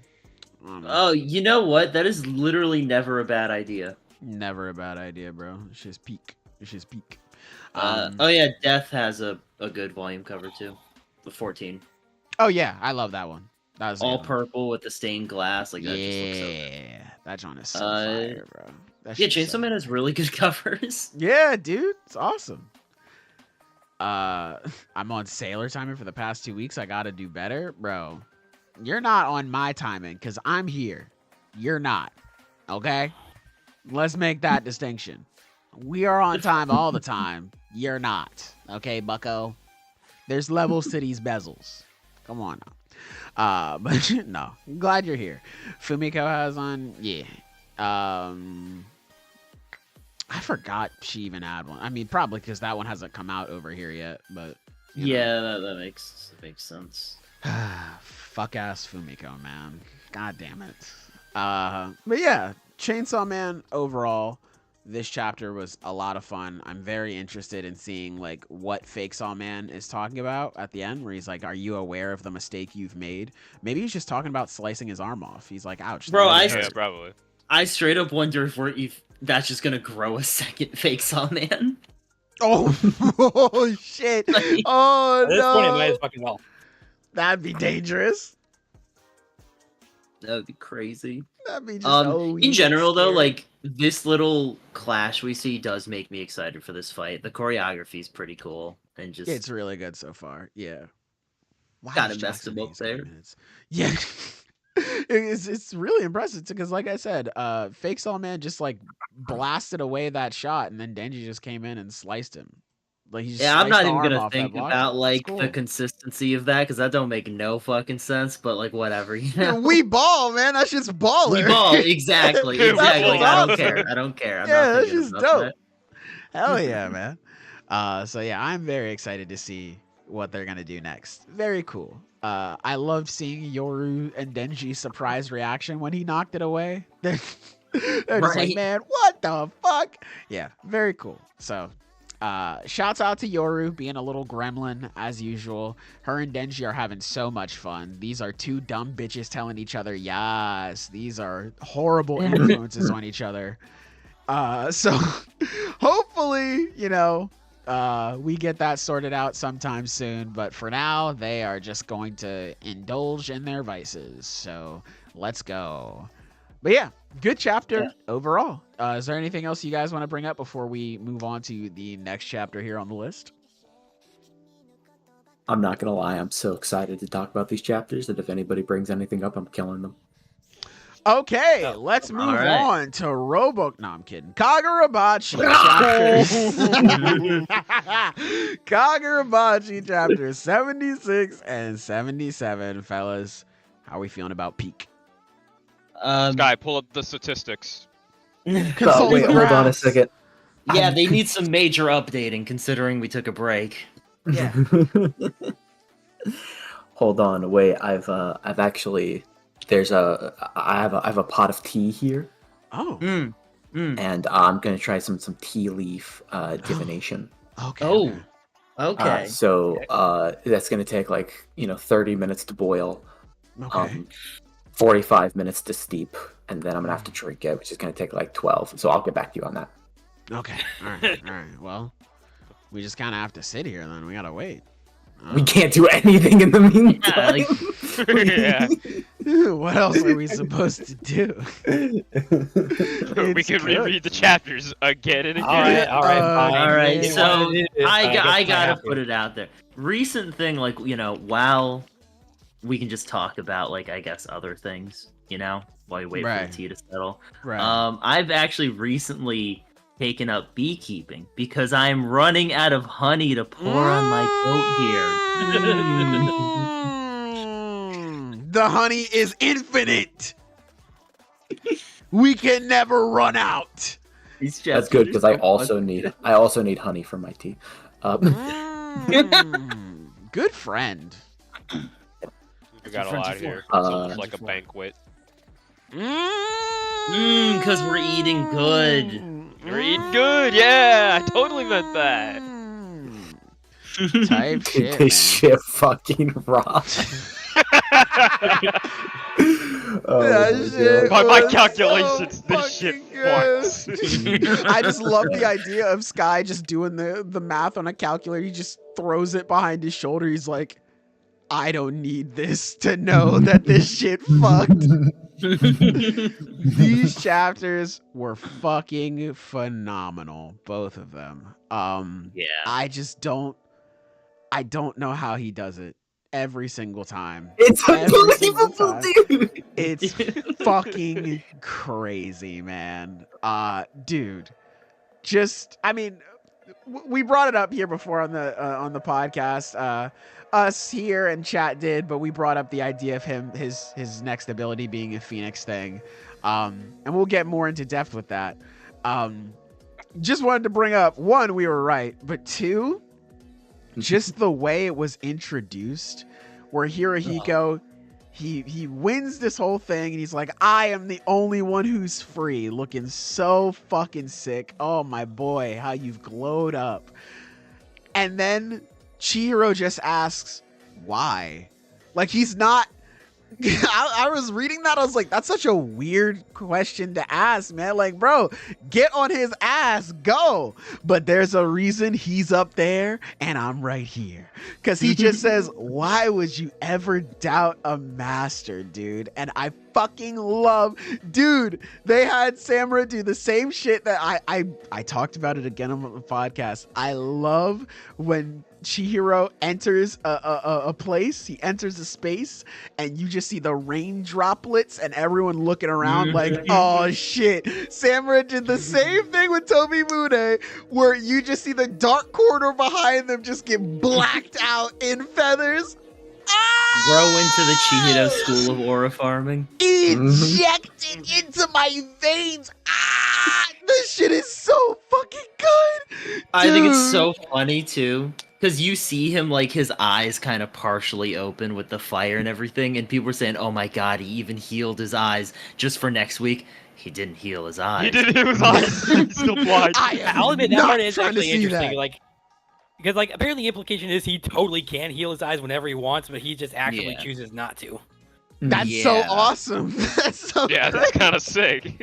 For Samura, that's incredibly like consistent. The fact that he would choose to continue to keep his eyes closed. Yeah, man. To what's really going on, because exactly like with Iori, he chose to close his eyes to the fact that staying with her would have been the right thing to do, because he could not see. Yes. Speak on this shit, bro. His own guilt. Yes, bro. And that I also. Oh, go ahead. I want to talk a little bit about Tobimune, right? That's the sword's name. Yes. Yeah, for Samura. Yeah. It is because I think when you look at these swords, they are very thematically consistent in like a purpose, and Tobimune, like looking at its abilities, you can teleport anywhere on the battlefield, you can view the whole battlefield, and you can heal people. And when you look at a sword like that, I even saw someone mention this like a while ago, but this is the sword of a battlefield medic, essentially. And this was given to the swordsman that has like essentially the most sensitive heart.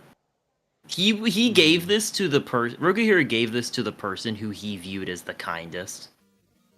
Yeah. And I think it's very interesting, and if we put it in that context, because looking at what he's become, essentially. Yeah, man. Someone who's doing his best to avoid these awful things, and that's essentially made him commit atrocities and do the wrong thing over and over again. And I think it's so interesting because what all of this power represents is control. Like you said, you can teleport anywhere. You can see the battlefield. You can heal other people. Samura has so much control over himself and his situation, his environment. But it's almost like, for example, you have Suzaku, the Phoenix ability, where I loved this. It was fucking crazy how he was like, he can heal things beyond himself, and he's healing the building that he just fucking destroyed. Oh my god. That's insane. That is his like higher realm as far as swordsmanship. That's the true realm. Yeah, and I think it's so great that Samura, he did not want to get Iori caught up in his flames, but his flames heal. His flames help people.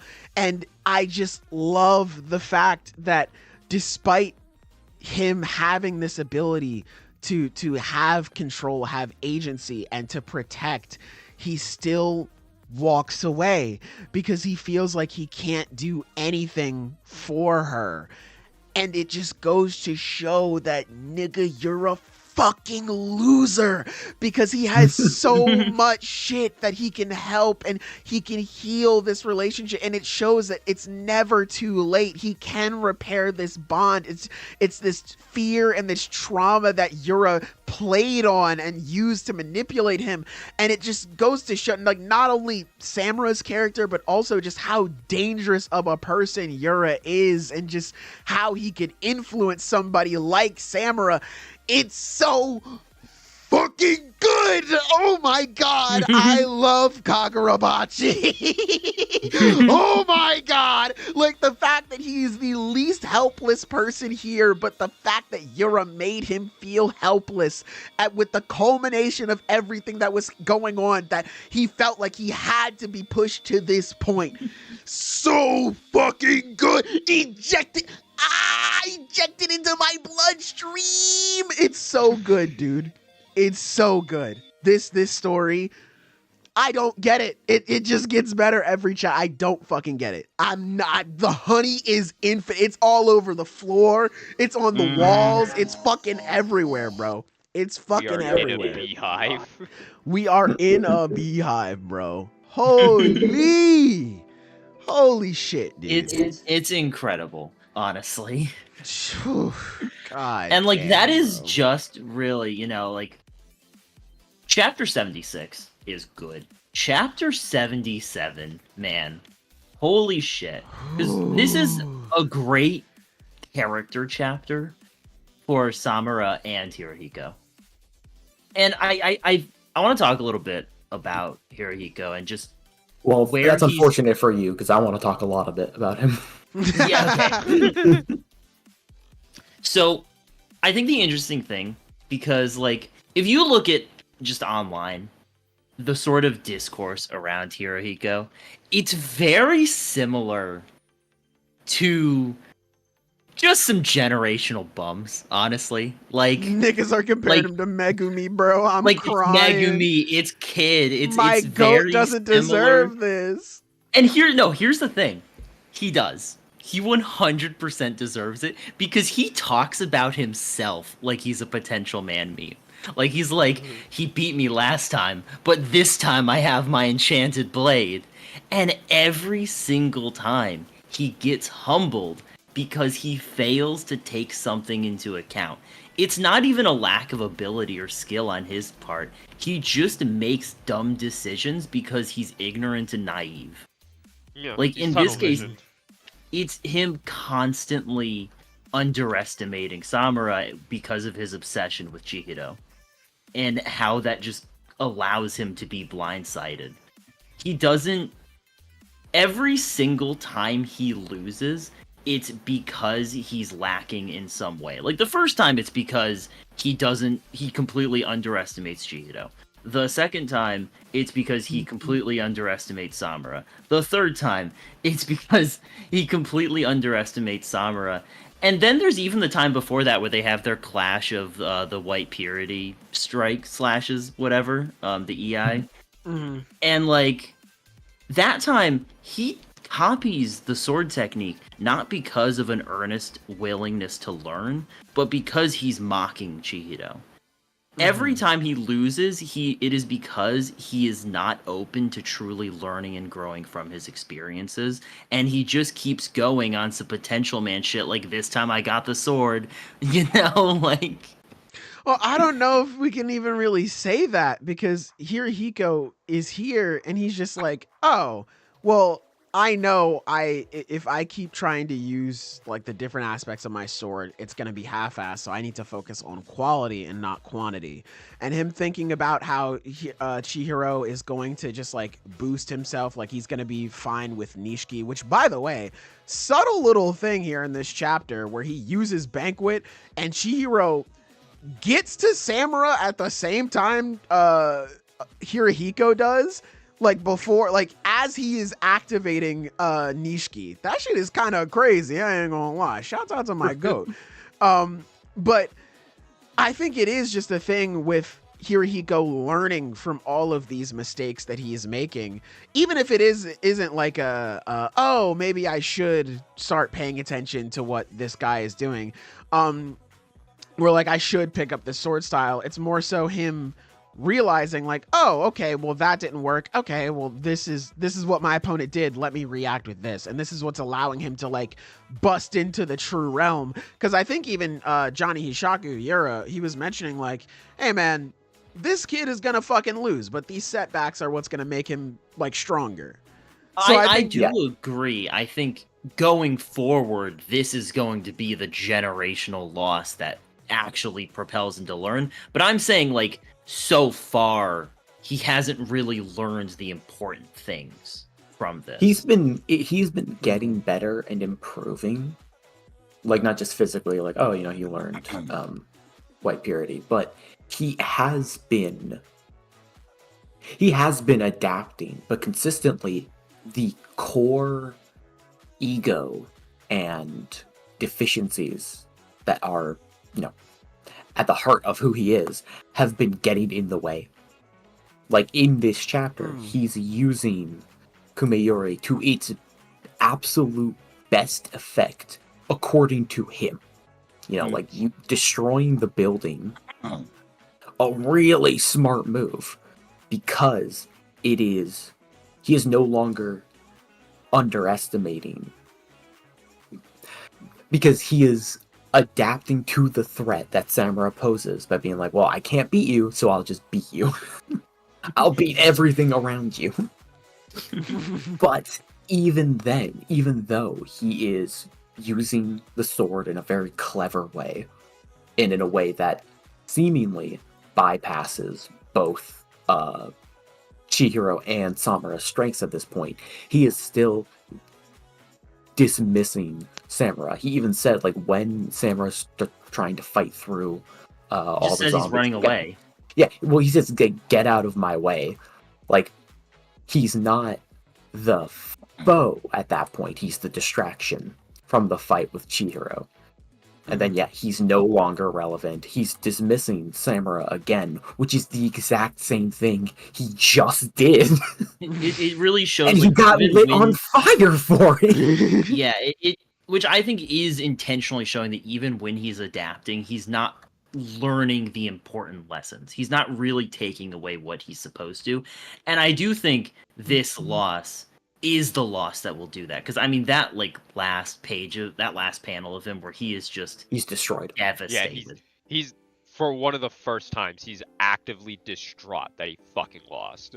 Because prior to that, he got his arms cut off by Chihiro, and he was pretty chill about it. Yeah, he was like, well, that was pretty cool, whatever. Or like, he just lost not too long ago with the clash through the elevators. It's like, okay, that kind of hurt, but like, I mean, like, I can still get back up and win from this. This time he's like, man, man, I don't want to play with you anymore. Fuck you. I hate this. Yeah. Hirohiko is a character who he cannot just learn a lesson. He has to have it hammered into him. Yeah. Because of the height of his arrogance demands that it's not just... he cannot just be told. He cannot just be demonstrated. It has to be demonstrated again and again and again. Yeah, and it's like... With how he views things, he's just constantly held back by it. Whether he's underestimating people the way he dismisses Samura, or how it's shaping the way that he uses his abilities, he is going to have to grow past this sort of like naive dismissal of other people and their lives in order to truly grow as a fighter, I think. And well, I think that really shows in his just obsession with Chihiro. I was going to say, I think that's definitely because he was more so concerned about fighting Chihiro, because this was the first time he genuinely cared about somebody and like what they thought, basically. And so I think him just getting more so caught up in that and him constantly persistent, because we don't know. I mean, obviously Chihiro could have counters and shit like that, like Nishiki and all that stuff. But to have like this insane growth and to just be like, okay, now I can finally fight you. Like now I am on your level. You have to respect me. We can go blow for blow. And to just have that ripped away from him, I can definitely see why he'd be so like upset and distraught. Yeah, I think it can definitely lead into what you guys were saying, where he's like, oh well, now I do have to kind of care and take into consideration all of these different things, and not be so focused on one thing. So it could be a situation where like, you know, he said last chapter, like, now I'm finally free, but he shackled himself to Chihiro in a sense. And now in that moment, like, Samura is coming down like a fucking meteorite, and, you know, not only is he just too fast for him to react to, but I think it's also, like, metaphorically, like, he can't move because he's so focused on Chihiro. He's just like, oh well, shit, he just has to eat that. So it definitely could be that way. Yeah, I mean, again, it's like he makes the most of his use of play, for example, in this chapter. But straight up, even if he does evolve the ability in other ways, his lack of respect for other people's lives does just inherently limit how he can use it. Like that I is don't think expressly. so, because that was that's how he used the dead bodies, right? Yeah, but I don't think that... It explicitly says to utilize an object skillfully, the user must become familiar with its structure by playing with it repeatedly. The more they respect the object, the more they can wield it with precision. And it specifically says he had nothing but contempt for all things, thus his compatibility with play was the worst. And while he was able to evolve this to a point, I do think this is leading to him sort of having a respect for lives, but without losing his, like, murderous intent. Like, I think this will lead to him being able to use them, like, people's bodies, but, like, well. Like normal, yeah, like they would function as they normally would. Like they aren't just flailing around, they're like actually fighting. I do think this will lead to him bringing it to a realm beyond what, like, Uruha could do. Because Uruha could not do that, like, anything with people's corpses. But I think I think this will evolve him to a point where he can respect these lives, but still treat them this way. If that makes sense. Like, kind of in a paradoxical way. Yeah. Yeah. Okay. It would make it would make that's sense. The setup I see. You know, it could, how he develops could go either way, but I do think regardless of how you see it, like, his lack of consideration is holding him back in several ways. Lemon Cloud brought it up in chat too. This could be the moment where, since Hirohiko got Komeyuri taken, this could be his moment where he's like, "Yo, Kuguri, Dweeb Shaku, teach me how to be a swordsman." Yeah, this could be it. Because he is still there. Yeah. Yeah. Yeah, that would be I think that will be the first mark of his humility, because that's what he needs. He needed this humbling to grow. This is such a dynamic shift in, like, emotions. Dweeb Shaku's sitting back like, yo, this is the coolest shit I've ever seen. Hirohiko is on the ground. Help! Help me! And oh my god, dude, next chapter we're getting Cheeto versus Samura. Oh my god, bro. This shit's I'm not gonna lie. I'm not gonna lie. I love Chihiro. He's grown a lot. I think he stands a better chance. But dude, that one page that's Samura, like, flying above all the bodies, recreating the artwork. Ever. Yeah, dude. I kind of don't care who is on the other side of Samura in a fight after seeing that. I think they lose. Go ahead, list fictional characters. I'll say that they lose. Yeah, I think Goku's losing that shit. I think Superman's losing that shit. I think fucking Voltron's losing that shit. Dude, I think whatever fucking Isekai protagonist number 22's losing that shit. Yeah. It'd be so sick to see him use Shred, and it's just constantly, you see, like, all of these slashes going through Samura, and he just keeps, like, running forward as he's getting healed. That shit would be pretty baller. And I think specifically, though, Jito's biggest advantage is going to be the opposite of Hirohiko here, and that's going to be, like, the highlight is his humility, his willingness to learn, and I think this is going to be the fight where he perfects his swordsmanship. I would not be surprised. Makes sense. Because he's going to have the prime example. He could access his true realm with this shit too. Yeah. True. Oh, whatever that is. Yeah, you could access that shit, man. That's the whole thing. He's like, you gotta respect the blade, and he's like, true. So I'm gonna glaze the artwork for like a solid second because fuck, it's good. As so always. good. But It's so let me tell fucking you, good, bro. when it came Good. to that three-way clash, I was like, oh, that's pretty cool. And it slices the fucking building. The Oh three-way my slice. god. Yes, sir. Oh my god. Jesus bro. Christ. Also, fuck, how? It's not fair. It's not fair. That is like, it's so good. Because at first you see the ghost of Komiyuri, like just Yeah. grab the whole building, and then the next panel or page is just the actual hands grabbing the panel itself. Oh my Yeah. god. Jesus, Yeah. dude. Yeah, dude. I love the way that he just plays with panels and stuff like that. It's so cool. It's so cool, man. Oh my god. Here, I'll read your super chat, Tales of the Pre-sequel. He says, how much of an aura farmer do you have to be to have survivors paint your war crimes as resistance paintings while the painter himself is saying, this nigga wasn't a myth. Tobacco, hookah, zaza, I kneel. Well, I think that painting's so interesting because that could be him killing a bunch of people or it could be him healing a bunch of people. It really depends on interpretation. Yeah. God, bro. This shit He is so could be fucking a good. monster or a savior in that painting, Yeah. and like we just don't know. And the great thing is we don't know what actually happened. We know exactly how Samura views it, though, Yeah. Yes.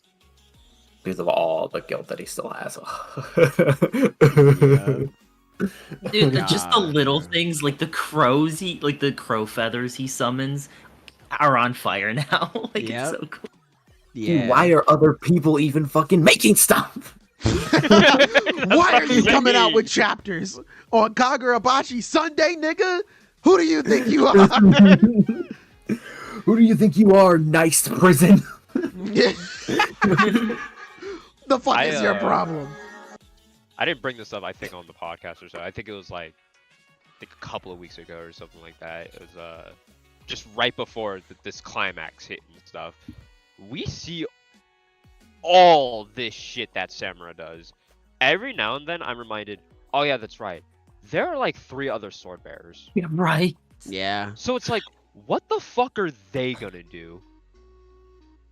Yeah. Because, No. like, it's basically me saying, like, where do you go from here? Where do you go from, like, having an entire building destroyed and then just basically restoring it as if nothing happened?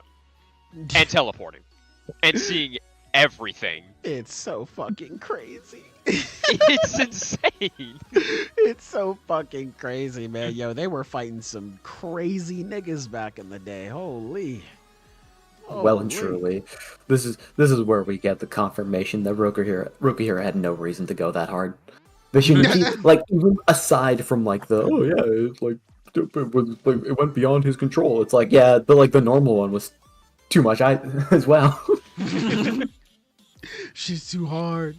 You gotta Yeah. stop. Your car too fast. Your bitch too bad. Your ice too icy. Rokuhira really got like carried away. He's like, oh my god, yeah, and it's gonna be able to like heal even inanimate objects, and of course like the fire still attacks, and he can teleport, and he can see anything that's going on at any given time, and it's like, hey, do you know that we're fighting farmers? Please give us Yeah, the but, like, strength. This is superpowered Kashima farmers. we're fighting. Yeah, Yeah, no. they've got cool rocks, dude, but Well, it's so funny because like half this shit he did not intend.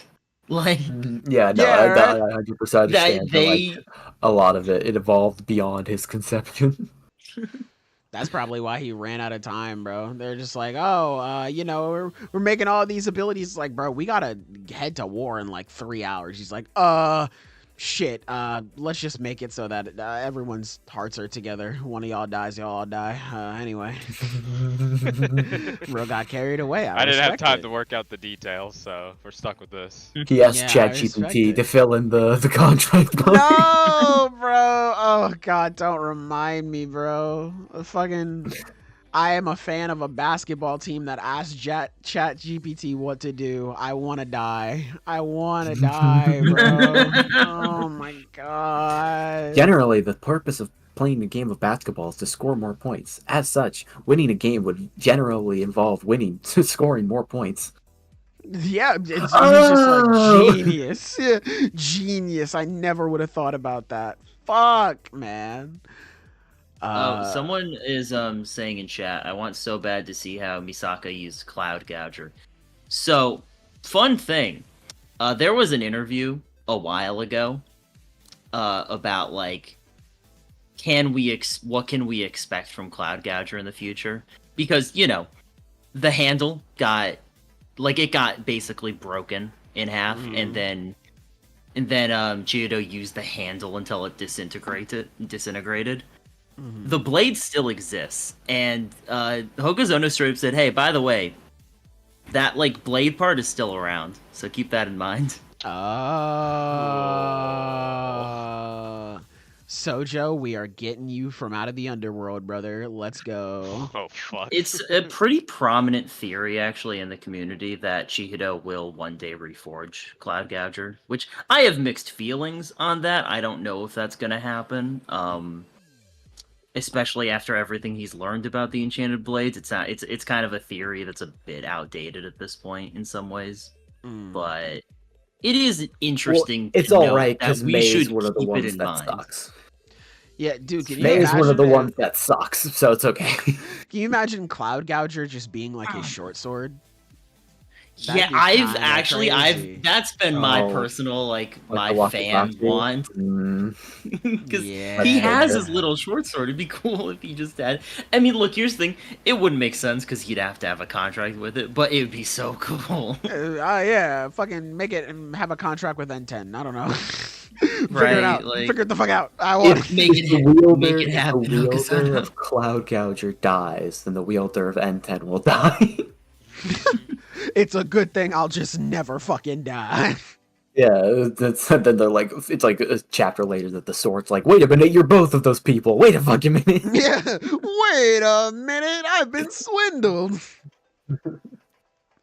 I've been led astray. What the fuck? Yeah, no, that'd be pretty cool. So, make it. There's a jumping back a little bit. Oh, absolutely. More peak. Hell yeah. True. I'm doing backflips on it already.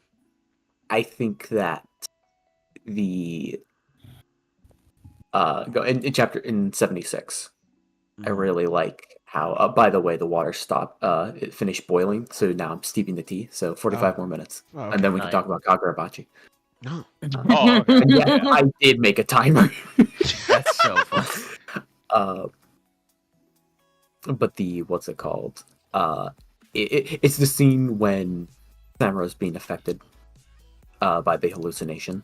Yeah. Taking the peas. And yeah, it's once again, it speaks to the fact, because again, these chapters might convince you that Samura is anything. These chapters might convince you that Samura is cool. But he isn't. Because even in this moment, he knows it's a hallucination. He knows that it's fake. And he knows exactly what he did in this actual situation. Mm-hmm. Which is that when Iori was crying and alone and needed him, he walked away. Yeah. And he still fucking falls for it. Fell for it again, award winner. Yeah. Samura. You slap that medal on his chest. Bastard. Yeah. I think it demonstrates that he still has definitive regrets. And I think the fact that he goes to actually open the door is interesting. Because I still don't think he would in reality. I think in this moment, he is almost like he is conscious of the fact that it's fake. He knows it is. And that's the only reason why he has the strength to even think about opening the door. Yeah. Because he wouldn't have been able to in real life. Mm-hmm. Which is why it's still so interesting that, of course, he's willing to die. Well, I mean, he knows he's going to be fine, but he's still willing to take 1,000 fucking swords. Just be stabbed 1,000,000 times for Iori. He's the only one who should be hurt. it reflects the fact that he wants desperately to protect her. Yeah. And for her to be okay. But he is still unaware of the fact that, or rather, he still believes that that's the only kind of protection he can provide. And that there's nothing else. It's get stabbed a million times or nothing. Yeah, I think that's all he thinks he has.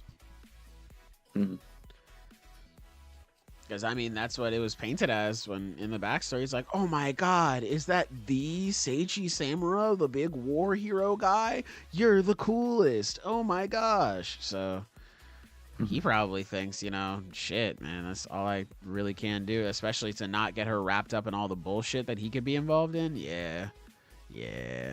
It's cooked. It's cooked. It is genuinely masterful how Samura in these chapters can go just oscillate wildly back and forth between being just the coolest fucking thing ever and a absolute loser. Yeah. That's enough out of you. You're a lively one. Friggin' brat. Freaking brat. Oh, shit. Him just coming out of he's coming out of the crows. Too angry to die. Yeah, bro, him coming out of the crows like, that's enough out of you. Oh, shit. Yeah. I think it's also really interesting because Samurai, we think, oh, he's protecting you or he's doing the good thing. Cool, man. Awesome. Maybe he has some regrets. He'll start to, chill out a little bit. Maybe him and Iori will talk, and I still think they will. But it's just really, I was caught so off guard in chapter 77 when him and Chihiro and Hirohiko are all going at each other, and he's like, fuck it, I'm just cutting through both of y'all. I was like, whoa, I thought you were on our team. All right. Whoa. I didn't know you could do that. Shit. He is so pissed that the seal on Iori was released. Yeah. He is so actually mad. I am killing you. Yeah. Die. Could Chihiro use Akka to copy Suzaku? Should be, logically. Samura, we had a really good reason to. Yeah. Yeah. Listen, I promise. I'm genuinely wondering, so, like you said, someone asked if he could use it to copy Suzaku. I'm straight up thinking that some point in the next chapter, or the next two chapters, it's going to reveal he totally copied that shit while he was doing the slash through the building to repair it. And that'll be like, we just didn't see him do it, but he's got it like ready for a moment where it's necessary. So fucking sick! Oh my god, that'd be so cool. Because Hokuzono loves like using Akka to like throw us off. Like when he just brought out Flamebone at one point because he copied it during a clash. So many chapters before that. Yeah, like their first interaction. Hiyuki's like, what the fuck, you weirdo? Held on to that the whole time. So it's like, I'm always thinking in terms of like, did he use it here? Yeah. So clearly see, you might have used Akka here. Who knows? Gotta scan all of it. Scan the entire page. And like, when could he have used it? The first time he uses this it is a certified Akka moment. Straight up. Because, like, the first time he uses it, it's really straightforward. He gets hit with an explosion, he copies it, he uses it, and it's, like, ends the fight. Every other time, it's some, like, tricky shit. Like, the first time he used it is against, the next time he uses it, it's against Sojo. Because he uses it to, like, turn his sword into a lightning rod so he can redirect the hit. Yeah. Then, and it's, like, he used it when they first clashed. Essentially, like when he used that lightning in the beginning. Then it's the Flamebone stuff. It's literally, he's never used it as like a main ability. It's always this like trump card because of some shit he copied like several chapters ago. Yeah, man. It's so crazy too, because like Chihiro is it brings me back to the meme with JJK where Sukuna was like, ah, yes, my so-and-so technique. And then Yuji got Malevolent Shrine. He was like, our technique. So I think Chihiro is the ultimate embodiment of that, where, Samura's like, ah, my crow technique. And Chihiro's like, our crow technique, buddy. I can teleport too now. Like, I ever tell you cool thing, yeah. I ever tell you I'm a fan of birds myself? What? oh, what? Yeah, that'd be so cool. Like if Behold, they both, flamingo. yeah, if they both like they're teleporting around and like you just see a feather in between them, like falling, and they just teleport right to each other and slash each. Oh my god! Oh, this shit finna be so fucking good. Holy fuck, I'm locked in, bro. Holy shit. This is probably going to be the time where we teleport over to Johnny Hishaku again, though. That's actually fair because this I am nigga's so about curious to what's edge happening the with him. shit out of us, bro. I'm pissed. Okay, but hear me out. Hear me out. First full Shiba fight. True. Nah, Never gonna no. happen. It's never gonna happen. Never If gonna it's, happen. if it's against anyone, though, it's gonna be against Yura. He's going to go band That's for true, band but with him. that's- Yeah. That's the end of the series, buddy. Bro, it's gonna be Azumi. He's gonna be there too. Hiyuki's gonna be there. You know. Yeah, and we're gonna Yeah. see them fight, and then Sheba's gonna pop in. And he's just like, "Man, this Johnny guy's pretty tough." Yeah, she was. Yeah, man. It's gonna be a I triple promise. threat. There's some crazy shit happening. It's. I cannot believe he hasn't done a single thing on screen. That's the Mr. Oh, bro, that's one of my Shiba? favorite Kagurabachi memes, bro. Where it's Right? Shiba off screen this man. Shiba teleport and then off stream him. Shiba teleport his balls off his body, please. Sheba, teleport this man into Roboco. Yeah, I do No! hope. There's been a lot of theories about who's gonna fight Yura in the coming chapters. Some people are saying it's gonna be Shiba. Some people are gonna be saying it's gonna be Hiyuki. Some people are saying it's that dude from the really early chapters that like just punches people. That just does like hand-to-hand stuff. I forget his name though. That would be a good guy to Is it die. Azumi? That would be The a guy with good- like the black That hair? dude gotta die. Yeah, the guy with black hair who's like friends with who like. used to Yeah, be friends Azumi. with- Yeah. Azumi. Yeah, that's I totally forgot his name, but yeah, That some would people be. are saying- Yeah, that's a good jobber. Damn. I'm sorry. Bro, I'm sorry. as soon as they pull up and they're like, we've constructed the perfect team to beat you, wallahi, bro, it's Yeah. over. Mhm. It's I- over. Manu, You're I like, you said guys- that. Oh, it's, Sorry, Manu's, go ahead. Manu's talking some shit earlier. It's like fake fan. The first time he used it was against Daruma. That's what I said. To be That's fair, what I said. He just you- corrected You himself. said you used it against the explosion. I had to actively remind myself. I'm like, when did he get blown up? Oh, that guy. Yeah. You know, I like to imagine Heroes just like, man, you guys gotta stop putting together specialized squads. Yeah, man. I ain't gonna lie, Kaminabi, we're enemies and all. Let me hand on your shoulder. Let me give you some advice. You guys suck. Bro, I'm telling you. All your best dudes are either dead, crazy, or we took them. Dead or in jail, nigga. Those are your Yeah. options. Yeah. I'm telling you, you're gonna have the members of the Kamunabi, you know, the ones who are holding the trial for Chihiro. They're all gonna line up. They're gonna showcase their abilities, and Johnny Hishaku is gonna, you know, fuck them up. And then Shiba, Hiyuki, and Azumi, they're gonna run in. They're gonna be like, "All right, it's time for us to get active," and then that's gonna be the chapter ender. And then I don't know. We're gonna cut back to Chihiro and Samura. They're gonna have their fight, and then we're gonna see that Shiba and the gang got off screened or some shit. It's like, oh fuck. You're gonna Kagurabachi all over the place. Impossible. True.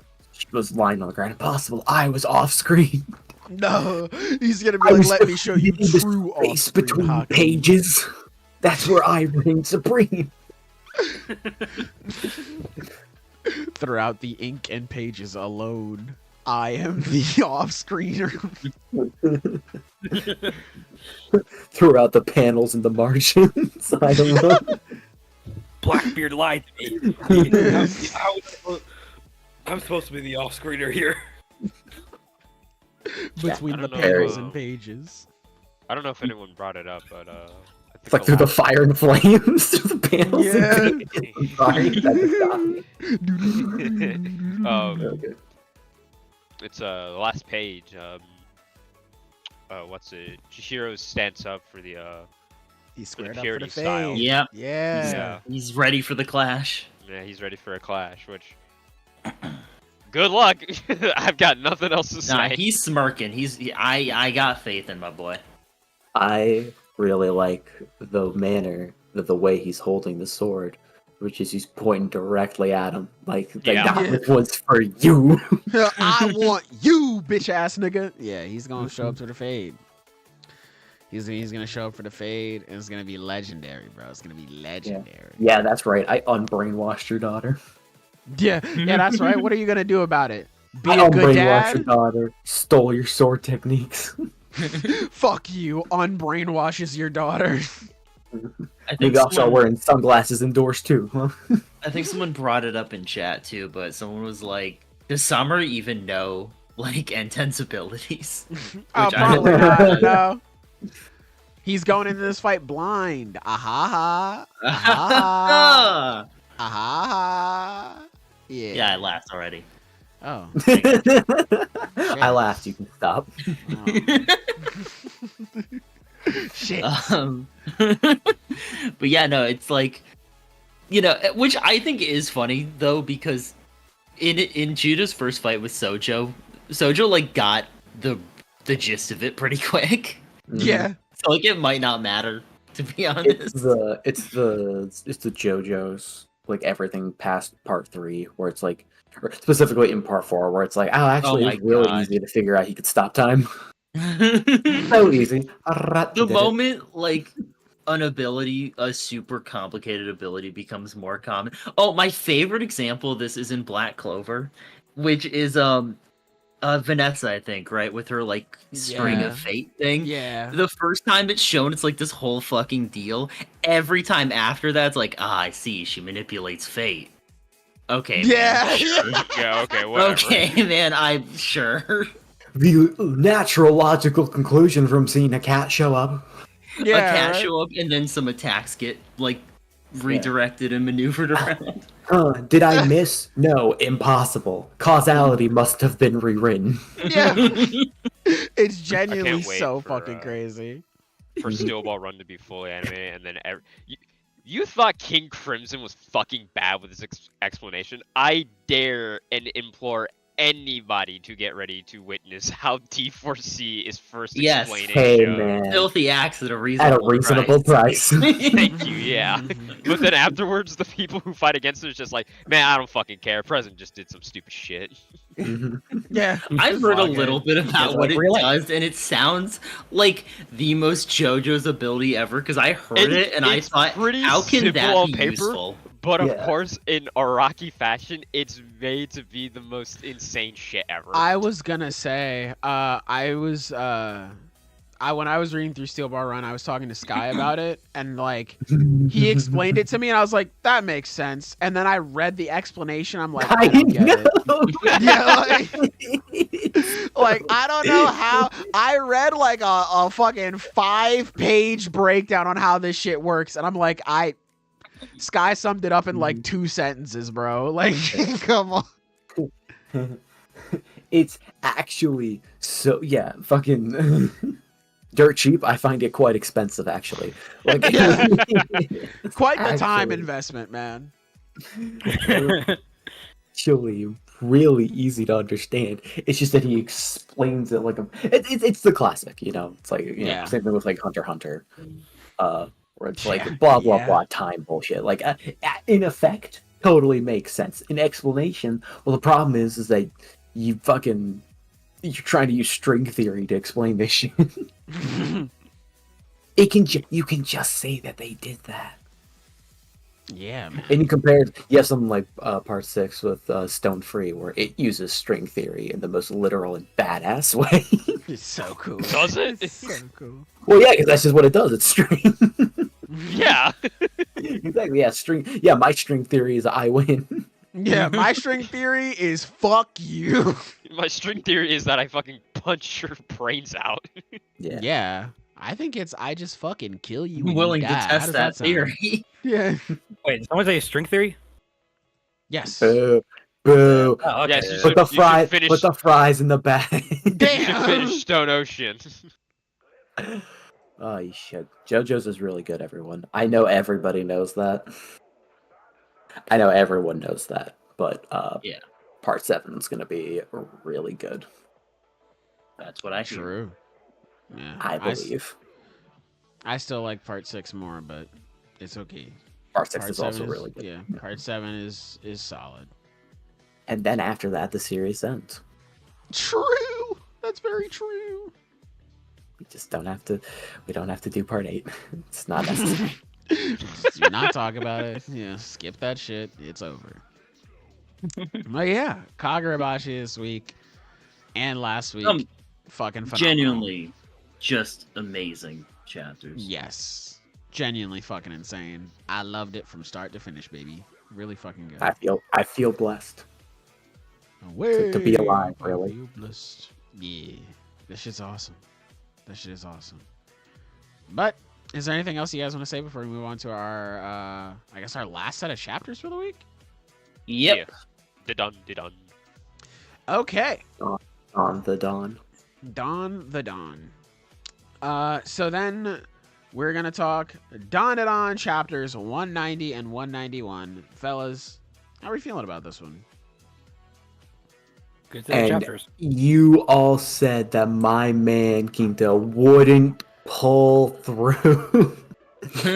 Once again, literally carrying the fight on his back. Ignore the fact that Okarun's carrying him. I was about to say, Like- what are we saying? When I say literally, I mean very figuratively, obviously. Oh, true, I got true, slightly confused when I was reading the chapters because I was just like, man, I guess we just kind of cut away from the fight. Guess we won't know what happens. And then I realized I did not read the previous chapter prior. Oops. And I skimmed the fuck out of that. Yeah, it was just Hase being a loser, and then it was Okarun. Oh yeah, that was that guy's name. Yeah, he was hard carrying the fight because he reached out of his mech and he grabbed him, and that allowed Okarun, or that allowed Kinta to do his whole power shit. And they pile drived him. Absolutely decimated him. No, Bruh. he got fucked up. That was pretty sick. They dropped that nigga from the heavens. Mhm. Mm-hmm. That one had like a fucking Ultimate Ninja Storm 4 Yeah. explosion when they landed. Yeah, they zoomed out. They had to see the continent get destroyed for that one. Bro got pile driven so hard, the other person was like, man, I'm out of here. I'm not trying to get that. I'm cooked, bro. Yeah. Solid chapter. I like the end page of Okarun and Just chilling Kinta, with him, just like, chilling. Yeah. Very leaning cool. on it against each other because I think they're about to fall over Oh otherwise. yeah, they are cooked. Yeah, they just They're fell from feeling fucking Well, yeah, orbit. no. A fall like that, even with like the armor they have, nah, their knees are about to fucking give out. Yeah, bro. Well, I think it's good for Okarun as like a character moment because he thinks back to how Hase? Hayase? Hase. Okay. Hayase, he is not Ken Kaneki. Don't I you know, ever I in know. your life. Literally, I'm like, don't you dare say it. He's not Hase. Never in your life. He thinks back to the fact because he's not. He thinks back to him bullying him. You know, Yeah. people who believe this kind of shit are better off. Yo, I said yo. What You're a right. It loser. does- And like that is a very it's very like vindicating on his part. So like, because now he knows that all this shit's real. He was bullied for it Yeah. the whole time, and you know, Hase was the one that was like, "Wow, you believe that shit? You're so cringe." And now he knows that it's real too, and he doesn't care because you know Yeah. he's a Yeah. total asshole. So the fact that Okarun is able to recognize that and like and be pissed about it, Mhm. pissed enough to just grab him and be like, "Kinta, kill this man." Execute the kill command now. Yeah. I have Yeah, no, I activated will the say I do command like the grab. way I will say that I do like the way they finished that fight because like he was pointing out during that full time, it's like hey, us merging has made us weaker, so then they actually decided to take advantage of that weakness. That was actually really fucking clever. Yeah, it's really smart. That's something that's really cool about Dandadan fights is it will take like a chapter or two to like set up all of the context of the fight in terms of like the different mechanics because it's always different powers going on and being used. And it will always find a clever way to bring it back into context and like make them use these abilities in a way that's very tailored to counter the situation. It's very clever. They always do stuff like this. Like early on too, like when they fought the sumo guy and like took advantage of how the seals worked. Like it's always been that way. It's really cool. Love that about Dandadan. But yeah, then we have the next chapter and like creepy ass dude. This is a creepy motherfucker. Yeah. I will say, Miss Adachi, you are a brave soul. Cause if I saw this nigga standing under a bridge by myself and someone called me, I'm not taking my eyes off this nigga. I'm not answering hello. No. I am walking the other way, bro. Hell no. This dude's creepy. Weird, man. But then poor gal. Top Guy shows up. Yeah, bro. I mean, like, can you imagine being Adachi in this situation? She just got out of this horrible situation where she was almost assaulted. She gets out of it by the skin of her fucking teeth. She makes it out. And then they just go, actually, you spawn killed. The guy who was about to SA you was on your team. So, like, you're the loser in this situation. You suck. That's why your mom deserves to die. It's like, what the fuck, dude? This shit is beyond evil. Yep. I mean, we already knew they were assholes, but still. Yeah, man, it's just so I think it's also a clever way of showcasing how they just do not care about anything outside of the power because they don't even care to listen to the context. They don't want to, like, it's not even, I mean, hey, this could also be a message about how people don't want to listen to women and there's, you know, them surviving abuse message, you know, the fact that she doesn't even get to tell her story of what happened. It's just immediately like, no, you failed. You deserved it. Like now you are in this situation. Give us your power. Your mom's going to die because of what you did. It's so heartbreaking. Like when I was reading that, like I immediately felt for her even more, which is crazy. Cause like you just had her in like such a terrible situation with Murakawa, I mean. And now she barely gets out of that and like can't even celebrate it. She immediately gets beat down again, and now she has to continue being an even more heartless person because I imagine she's gonna want to make it up. Like she's gonna have to go after, I'm assuming, Momo and her group now, and she's gonna have to be a person that she hates.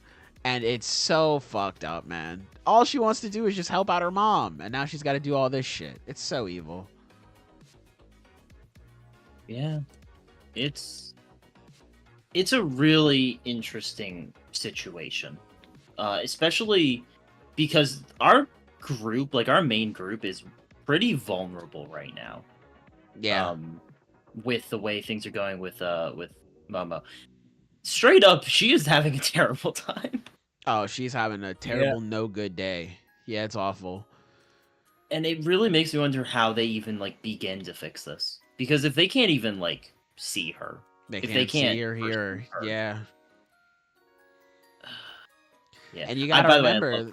Sorry, I was gonna say the Miss Adachi can probably see her because that was how we were introduced to Koki, where people couldn't really see her, and then Koki came in looking for her. So yeah, Momo could genuinely just be like a rock in a hard place where she is like on some I have no mouth and I must scream type of shit. She can't get any help. This could set up an interesting dynamic between her and Koki, because Koki would probably be able to see her. Oh yeah, Koki would see her. Yeah. So like, you know, they might become friends if, you know, she's the only one that can perceive her. It'd be a on good way to consistent break the basis. ice. Yeah. Yeah. By the way, I love the panel on the last page of just them dragging Heisei. Yeah. That's love that.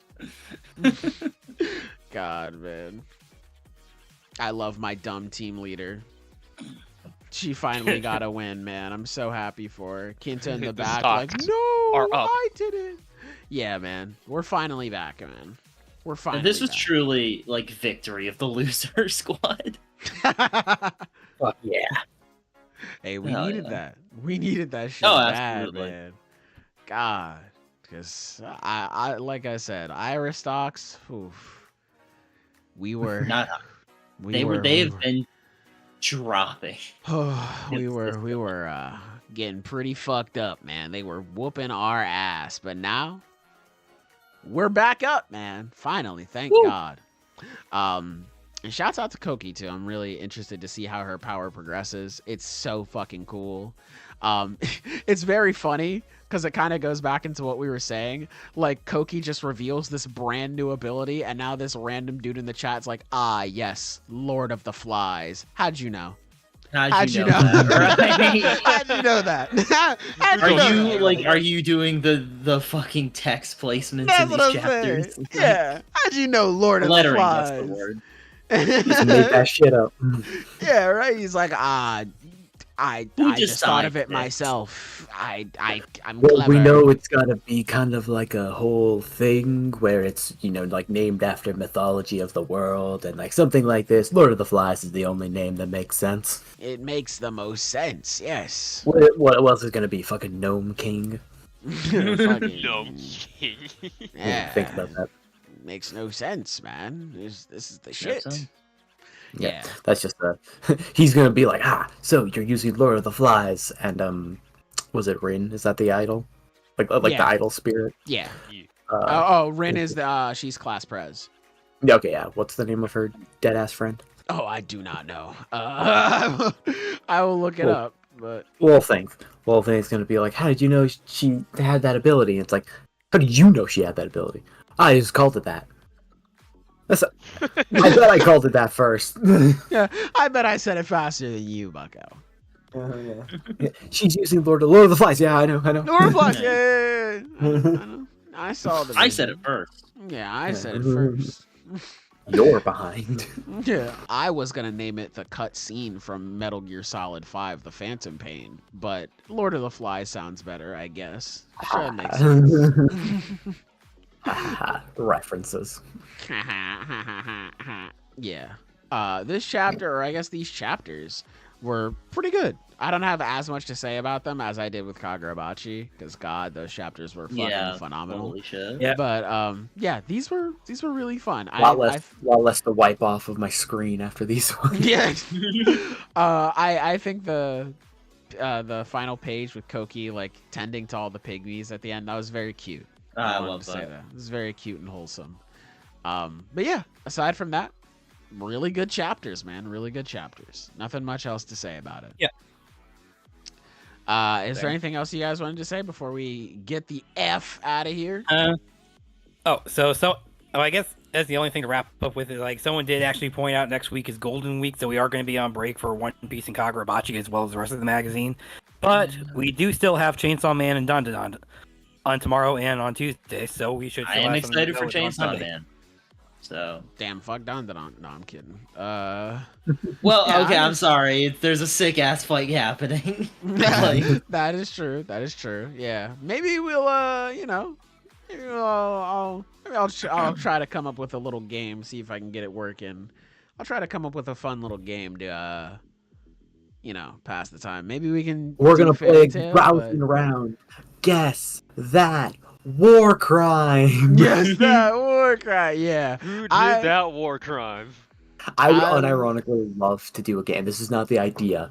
I'm not saying this is what we should do, but I like the idea of that, like, where you are describing a war crime that a character committed, and the players have to guess who did it. Could be. it's Yeah, fine.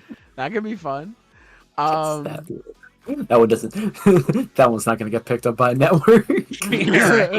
It's I was gonna say that, or I recently had an idea. I was gonna do a Deal or No Deal with like a series that we do. I would love that too. It could be, we could do like One Piece. That's much better. One To be has, clear. that one has like a big cast. You can do that. I was thinking about doing Kagurabachi, but that one, the cast isn't big enough for that.